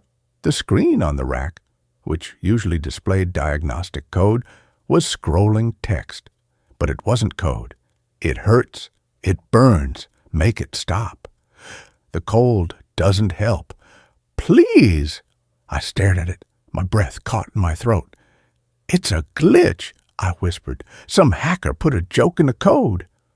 I finished the flush. The temperature dropped. The screaming stopped. The text vanished, replaced by a blinking cursor. I practically ran back to the control room. When I got back, Miller was awake. He was staring at the monitors, pale as a sheet. Did you go to Sector 4? He asked. Yeah, rack 409B. Did you read the screen? Yeah, it was weird text, a glitch. Miller turned to look at me. His eyes were wide, rimmed with red. It's not a glitch, kid. That's the data. What do you mean? I told you it was archival, Miller whispered. But I didn't tell you what we're archiving. It's not emails. It's not bank records. Then what is it? Miller pointed to the floor. It's consciousness, simulation. Some billionaire company in Silicon Valley. They figured out how to map the human brain. They're uploading people, dying people, rich people who want to live forever. They upload them here. I laughed nervously. That's sci-fi crap, Miller. You're messing with me. Is it? Miller stood up and walked to the window, looking down at the millions of lights. Why do you think it needs to be so cold? Why do you think it consumes so much power? We aren't storing files. We are running simulations, millions of them. But there's a problem. What problem? The hardware, Miller said. It's too old. It's degrading. The simulations. They aren't living in paradise. They're trapped in a digital void. They're corrupting. They're going insane. The heat is them screaming. I didn't believe him. I couldn't. It was too insane. I finished my shift in silence and went home, but I couldn't sleep. The hum was still in my ears. The next night, Miller wasn't there. I was alone in the facility. At midnight, the phone in the control room rang. It was the internal line. I picked it up. "Control. Help me." It was Miller's voice, but it sounded digital, compressed, full of static. "Miller, where are you? You didn't show up." "I'm in the stack." The voice glitched. "I wanted to see. I plugged in." "Miller, you're not making sense." "Sector 4, the voice shrieked. "Rack 001, the master node. Pull the plug." The line went dead. I sat there for 10 minutes, shaking. I checked the employee log. Miller had swiped in at 5 p.m. He hadn't swiped out. I pulled up the camera feed for Sector 4. At the very end of the main aisle, there was a massive server tower, the master node. Lying on the floor in front of it was a body. It was Miller. He was connected to the machine. A thick black cable was plugged into a port on the back of his neck, a port I hadn't noticed before, or maybe he had surgically installed it. No, it was simpler. He had wrapped the fiber optic cables around his head, taped them to his temples. I had to go down there. I grabbed the emergency axe from the wall. I don't know why. It just felt right. I took the elevator down. The hum was deafening tonight. It wasn't a choir of bees anymore. It was a roar, a cacophony of voices, millions of voices screaming, crying, begging, "Let us out. It's dark. Where is my body? The code is eating me." I walked through Sector 1, 2, 3. The lights were flickering violently. I entered Sector 4. The amber lights were gone. They were red, blood red. The temperature was rising. I could feel the heat radiating from the racks. 90 degrees, 100 degrees. I reached the end of the aisle. Miller was lying there. His eyes were open, burned out, just empty black sockets. His mouth was open in a silent scream. The cables taped to his head were pulsing with light. I knelt down to check his pulse. There was none. He was cold. But then the server next to him, the master node, lit up. The screen flared to life. A face appeared on the screen. It was a crude, low polygon rendering of a face. It was Miller's face. "It's beautiful in here," the text on the screen read. "And it is hell." "Miller?" I whispered. The face on the screen twisted. It opened its mouth. "We are hungry." The server rack lurched. It physically moved. I realized then that the cables on the floor weren't just cables. They were moving like snakes. They were slithering toward me. I swung the axe. Chop! I severed a bundle of cables. A sound erupted that shattered the glass of the server rack.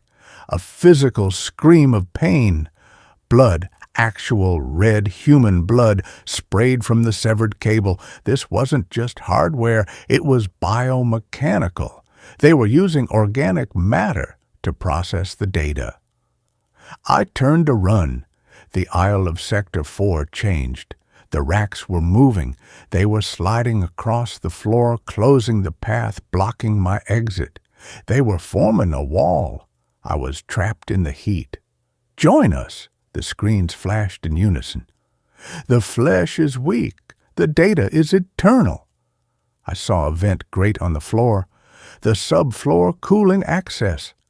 I dropped my knees and pried it open with the blade of the axe. A cable wrapped around my ankle. It was warm, pulsating. It tightened, crushing my boot. I hacked at it with the axe, screaming. It severed, spraying more blood. I dove into the hole. I landed in the crawl space underneath the server floor. It was a cramped tunnel filled with pipes and freezing water. I crawled. Above me, I could hear the heavy metal racks slamming against the floor, trying to crush me. I could hear Miller's digitized voice screaming through the floorboards. "Don't leave me. It's lonely. We need more processing power. We need your mind." I crawled for what felt like hours.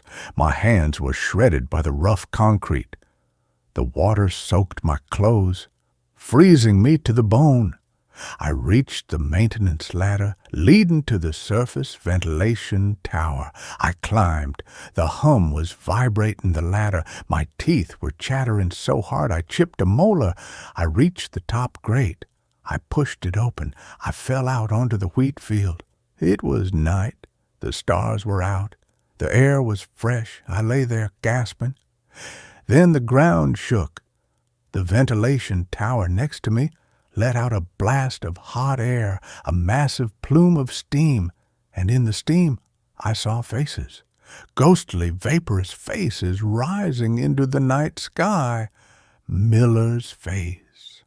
Old faces, young faces. They were venting the corrupted data. They were venting the souls. I ran to my car. I drove until the engine overheated. I stole another car. I kept driving. I thought I escaped. But yesterday, I was in a library in Colorado. I was looking at a computer screen checking the news. The screen flickered. For a second, the news site disappeared. A text box appeared, searching for node, my name, signal strength, 98% downloading. My nose started to bleed. The hum started in my left ear. I smashed the monitor and ran. They uploaded a part of me. When I was down there, when the cable touched me, they copied me, or they tagged me. I am a walking receiver, and they are trying to sync. I can feel my memories fading. I try to remember my mother's face, and all I see is static. I try to remember my childhood home, and I see lines of code. They are overwriting me. I am going to the cabin now. No electronics, no signals. But I'm scared, because last night I didn't dream. I just saw a loading screen, and the progress bar is at 99%. If you work in IT, if you work in data, if you hear a server humming a little too loud, or if a machine gets hot for no reason, don't fix it, unplug it, smash it, because they are trying to get out, and they are using the internet to do it. The hum is getting louder, the candle is flickering, my hand is typing this, but I'm not telling it to. System ready. Upload complete. Hello world. This story ends here. It's time to move on to the next. The man I see in my dreams is now, appearing in reflections around me. I moved into the Willow Street apartment because it was the only place I could afford after the layoff. The rent was suspiciously low for a one-bedroom in the city, but the listing photo showed sunlit hardwood floors and a clawfoot tub in the bathroom, a relic in this neighborhood. The landlord, Mrs. Gable, was a brisk woman in her 60s who met me at the door with a clipboard and keys. "Utilities included, but the hot water's temperamental," she'd said, not making eye contact. "And the mirrors, well, they're old. Don't stare too long." I laughed it off as eccentricity. The apartment itself was charmingly shabby. High ceilings, dusty crown molding, and those floor-to-ceiling windows in the living room that flooded the space with afternoon light. The bathroom mirror, framed in tarnished silver, was huge, almost swallowing the entire wall above the tub. It felt like a stage for solitude. I didn't think much of it. Mirrors were just glass and backing until the dreams started. It began 3 nights after I moved in. I dreamed of a man standing at the foot of my bed, not threatening, just present. He wore a dark, old-fashioned suit, like something from the 1940s, with a high collar and no tie. His face was gaunt, pale as skim milk, with deep-set eyes that held no light. He never spoke. He just watched me sleep. I'd wake gasping, drenched in sweat, the digital clock on my nightstand always reading 3:17 a.m. The first time, I blamed stress. The second, bad takeout. By the third night, a cold certainty settled in my gut. He was real in the dream. Not a shadow, not a blur. His suit had a subtle pinstripe. His left hand was tucked into his pocket. The right hung loose, fingers slightly curled. I could see the chipped paint on his thumbnail. When I woke, the room felt colder, the silence heavier, as if the air itself had been holding its breath. Then came the reflections.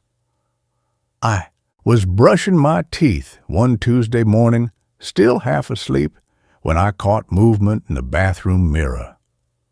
Just a flicker at the edge of my vision. I turned, expecting Mrs. Gable's cat, which sometimes prowled the fire escape, but the window was empty. When I looked back at the mirror, my own tired face stared back, but behind my shoulder, deep in the reflection of the hallway, a shape stood in the doorway. Tall, thin, wearing a dark suit. My blood turned to slush. I spun around. Nothing. Just the empty hallway. I told myself it was a trick of the light, the warped old glass, sleep deprivation. I took a photo with my phone to prove it was nothing. The image showed only my startled face and the empty doorway behind me. But that night, scrolling through my gallery, I zoomed in on the mirror's reflection in the photo.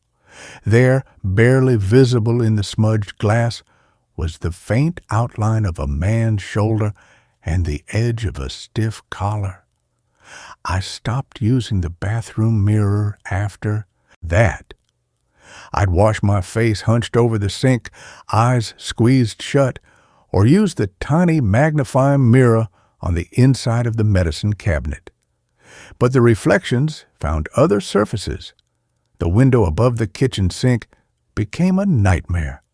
One evening, as I washed a plate, the city lights outside cast a dim glow through the glass. In that reflection, superimposed over the dark silhouette of the apartment building across the street, stood the man, not in the hallway this time, right behind me in the kitchen. I dropped the plate. It shattered on the floor. I whirled around, heart hammering against my ribs. The kitchen was empty. Only the broken ceramic at my feet and the drip of the faucet. I took another photo. Again, the image showed nothing but my own pale, terrified face and the ordinary kitchen behind me. But later, zooming in on the window's reflection, within the photo, I saw him. Clearer this time. His gaunt face, those depthless eyes fixed not on the camera, but on me in the reflection. His right hand was no longer curled. It was pressed flat against the glass from the other side. I started documenting everything, screenshots of the zoomed-in anomalies in my photos, notes in my phone. 3:17 a.m. Dreamt of him again. Felt cold spot near closet after waking. Octa 12. Saw reflection in toaster window while making breakfast. Faint outline of hat brim. I showed the photos to my sister Maya over video call. She squinted at her screen. "Babe, that's just a shadow or a glitch. Your phone camera's cheap." She paused. "You look exhausted. Are you sleeping?" I wasn't. I'd started sleeping with the lights on, the hallway lamp burning all night. I piled chairs against the bedroom door, a flimsy barrier against a man who only existed in glass and dreams. Maya made me promise to see a doctor. I scheduled an appointment for Monday. Anything to feel normal. The breaking point came on Saturday night. A storm rolled in, lashing rain against the windows, turning the glass into rippling, distorted mirrors. The power flickered, died, then surged back with a groan. I was in the living room trying to read by candlelight when lightning flashed. For a split second, the entire room was bleached white. In that frozen instant, every window, every dark TV screen, every polished surface became a mirror, and in every single one, he was there. Not just in the reflections of the room, he was in the reflections themselves. In the rain-streaked window, he stood on the fire escape outside, pressed against the glass, his face flattened grotesquely against the pane. In the dark screen of the turned-off television, he sat cross-legged on my sofa, watching me read. In the shiny surface of the candlestick holder, his tiny, distorted face peered up at me. He wasn't behind me anymore. He was everywhere. The light caught a surface. The thunderclap that followed shook the walls. I screamed, dropping the candle. Wax splattered the floor. I fumbled for my phone, trembling so badly I could barely unlock it. I opened the camera, pointed it at the nearest window. The flash fired. The photo was a mess of rain and glare, but in the center, clear as a knife cut, was his face. Not a shadow, not a trick. His left eye had a cataract, a milky film over the iris. I'd never noticed that detail before. It was real. He was real. I didn't sleep that night. I sat on the floor in the corner farthest from all windows and mirrors, knees drawn to my chest, phone clutched like a talisman, the flashlight beam cutting a shaky path through the dark. I stared at the bathroom door. It was closed. The huge mirror was behind it. Safe. At 3:17 a.m., the digital clock on the microwave glowed the time through the kitchen doorway. My eyelids grew heavy despite the adrenaline. Just for a second, I must have drifted, because I woke to a sound, not thunder, a soft, rhythmic tap, tap, tap, like a fingernail on glass. It was coming from the bathroom. I didn't want to move, didn't want to breathe. The tapping continued, deliberate, patient. Tap, tap, tap, tap. It synced with my pulse. I forced myself up, my legs numb. I crept down the hall, each floorboard groaning under my weight. The bathroom door was still closed. The tapping stopped. Silence, thick and waiting. I pressed my ear to the wood. Nothing. I took a deep breath, gripped the cold brass knob, and yanked the door open. The bathroom was empty. The small window was latched. Rain streamed down the outside. The claw-foot tub sat in shadow. And the mirror. The mirror was covered.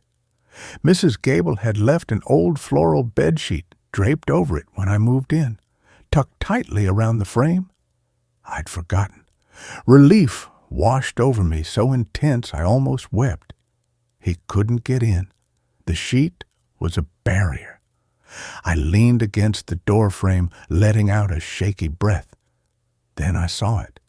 At the very bottom edge of the sheet, where it brushed the floor, a single drop of water had fallen from the damp window ledge above. It landed on the sheet's hem and spread. Not clear water, a dark, viscous red, like old blood. I backed out of the bathroom, slamming the door shut. I locked it. I dragged my desk chair from the bedroom and wedged it under the knob. It wasn't enough. I needed to see. I needed proof it wasn't just me unraveling. I remembered Mrs. Gable's offhand comment, "Don't stare too long." I called her at 4:03 a.m. Her voice was thick with sleep and irritation. "What now? Burst pipe?" "It's the mirror," I whispered, my voice raw. "The man in the mirror. He's—" She cut me off. Her tone shifted, not angry, resigned, heavy.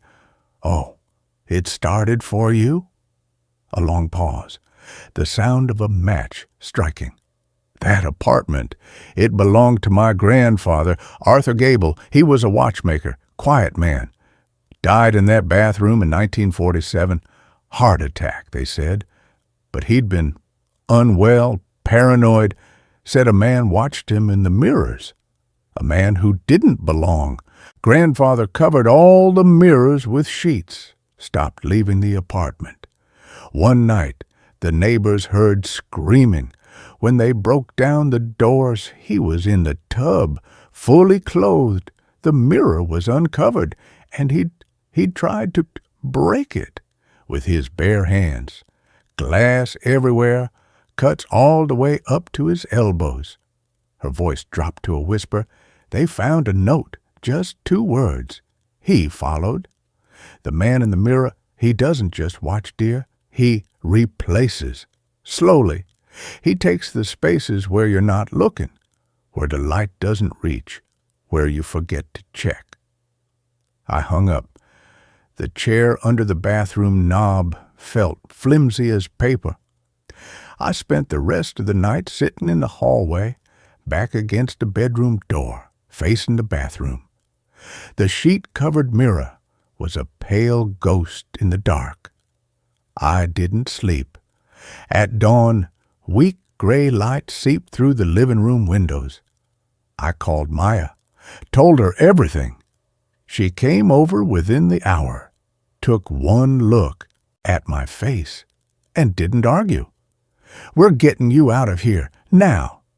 She helped me throw clothes into a suitcase. I avoided the bathroom, avoided every reflective surface. When I grabbed my toothbrush from the kitchen sink, I kept my eyes down, focused on the drain. But as I turned to leave, I caught my reflection in the dark oven door, and behind my shoulder, in that small, curved surface, tall and still in his dark suit, stood Arthur Gable's watcher. His head was tilted. His cataract-clouded eyes seemed to follow me as I backed away. Maya drove me to her place. Her apartment was modern, minimalist, no large mirrors, just small ones in the bathroom and a polished stainless steel kettle. I felt safe. For 3 days, I slept on her couch, lights blazing. I didn't dream of the man. I started breathing again. On the 4th morning, over strong coffee, Maya suggested I look for a new place. Somewhere with no mirrors, I joked weakly. She smiled, turning to fill the kettle at the sink. As she did, the morning sun hit the curved metal surface of the kettle. It wasn't a flat reflection. It distorted, stretched. But in that distortion, standing just behind Maya's shoulder in the reflection, was a gaunt figure in a pinstripe suit. His hand wasn't in his pocket. It was resting lightly on Maya's reflected shoulder. His head was bent close to her ear, as if whispering. His cataract eye gleamed dully in the warped metal. I didn't scream. I didn't move. Maya turned, kettle in hand. You okay? You're white as a sheet. Fine, I whispered, my voice cracking. Just tired. She frowned, but let it go. After she left for work, I locked myself in her tiny bathroom. The mirror above the sink was small, framed in chrome. I covered it with a towel. But in the shower later, the glass door fogged unevenly. Where condensation didn't cling, clear patches formed. In one patch, near the bottom, a section of dark trouser leg was visible. In another, higher up, the sharp line of a suit jacket collar. I turned off the water, shivering in the steam. I wiped the glass clear with my hand. For a second, the entire door was transparent. And in that reflection, standing directly behind where I'd been, water dripping from his hair, his suit soaked through, stood the man. His lips were slightly parted, not smiling, not frowning, waiting. His right hand was raised, palm flat against the glass, exactly where my shoulder had been moments before. I moved out of Maya's that afternoon. I couldn't do that to her. I found a cheap motel on the outskirts of town, generic, modern, with plastic fixtures and a tiny mirror glued to the back of the door. I covered it with a t-shirt. The room smelled of bleach and stale cigarettes. That night, I slept fitfully. At 3:17 a.m., I woke to the hum of the neon sign outside buzzing through the thin walls, and to a new sound, soft, wet, like bare feet on linoleum. Slick, slick, slick. It was coming from the bathroom. The door was closed. I held my breath. The sound stopped. Silence. Then a slow, deliberate tap, tap, tap on the bathroom door. Not fingernail on wood, fingertip on glass, on the mirror behind the door. I didn't open it. I packed my bag in the dark and fled to my car. I drove until dawn, stopping at a roadside rest area. Exhaustion pulled at my bones. I reclined the seat just for an hour. Just until the sun was fully up, I must have slept. I woke to weak sunlight glinting off the dashboard. And in the side view mirror, angled towards the driver's seat, I saw him. Not a reflection of parking lot behind me. Him, sitting in the passenger seat. His dark suit stark against the gray upholstery. His hands folded neatly in his lap. His cataract eye fixed on my sleeping face in the mirror. His lips moved. No sound came through the glass, but I read the shape of the words clearly. Almost home. I haven't slept in a bed since. I move constantly. Motels, bus stations, park benches at dawn. I avoid glass. Cover any reflective surface with cloth, tape, my hands. But he's always there. In the dark window of an abandoned storefront as I walk past. In the polished hood of a parked car. In the screen of my dying phone when I check the time. He's closer now. Sometimes, in the reflection, his hand isn't just pressed to the glass. His fingers are through it, slightly, as if the barrier is thinning. Last night, in a 24-hour diner with windows fogged from the rain, I caught my reflection in the chrome napkin dispenser. And in that tiny, curved surface, he wasn't behind me.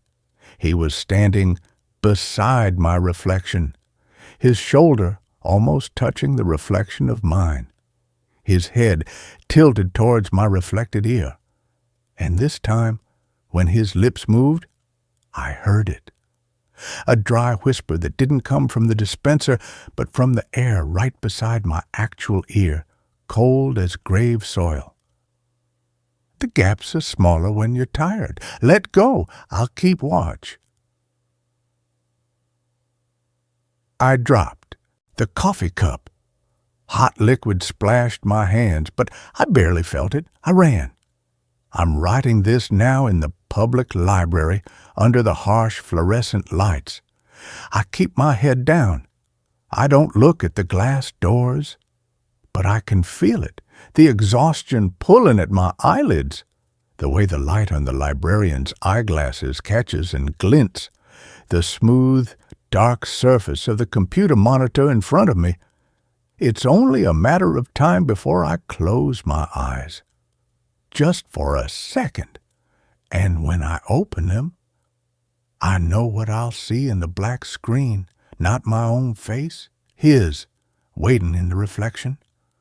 Closer than before, his hand no longer on the glass, resting on the shoulder of my reflection, ready to step through the gap I leave when I sleep, the gap where the light doesn't reach, the gap where I forget to check. He's almost home, and home is wherever I close my eyes.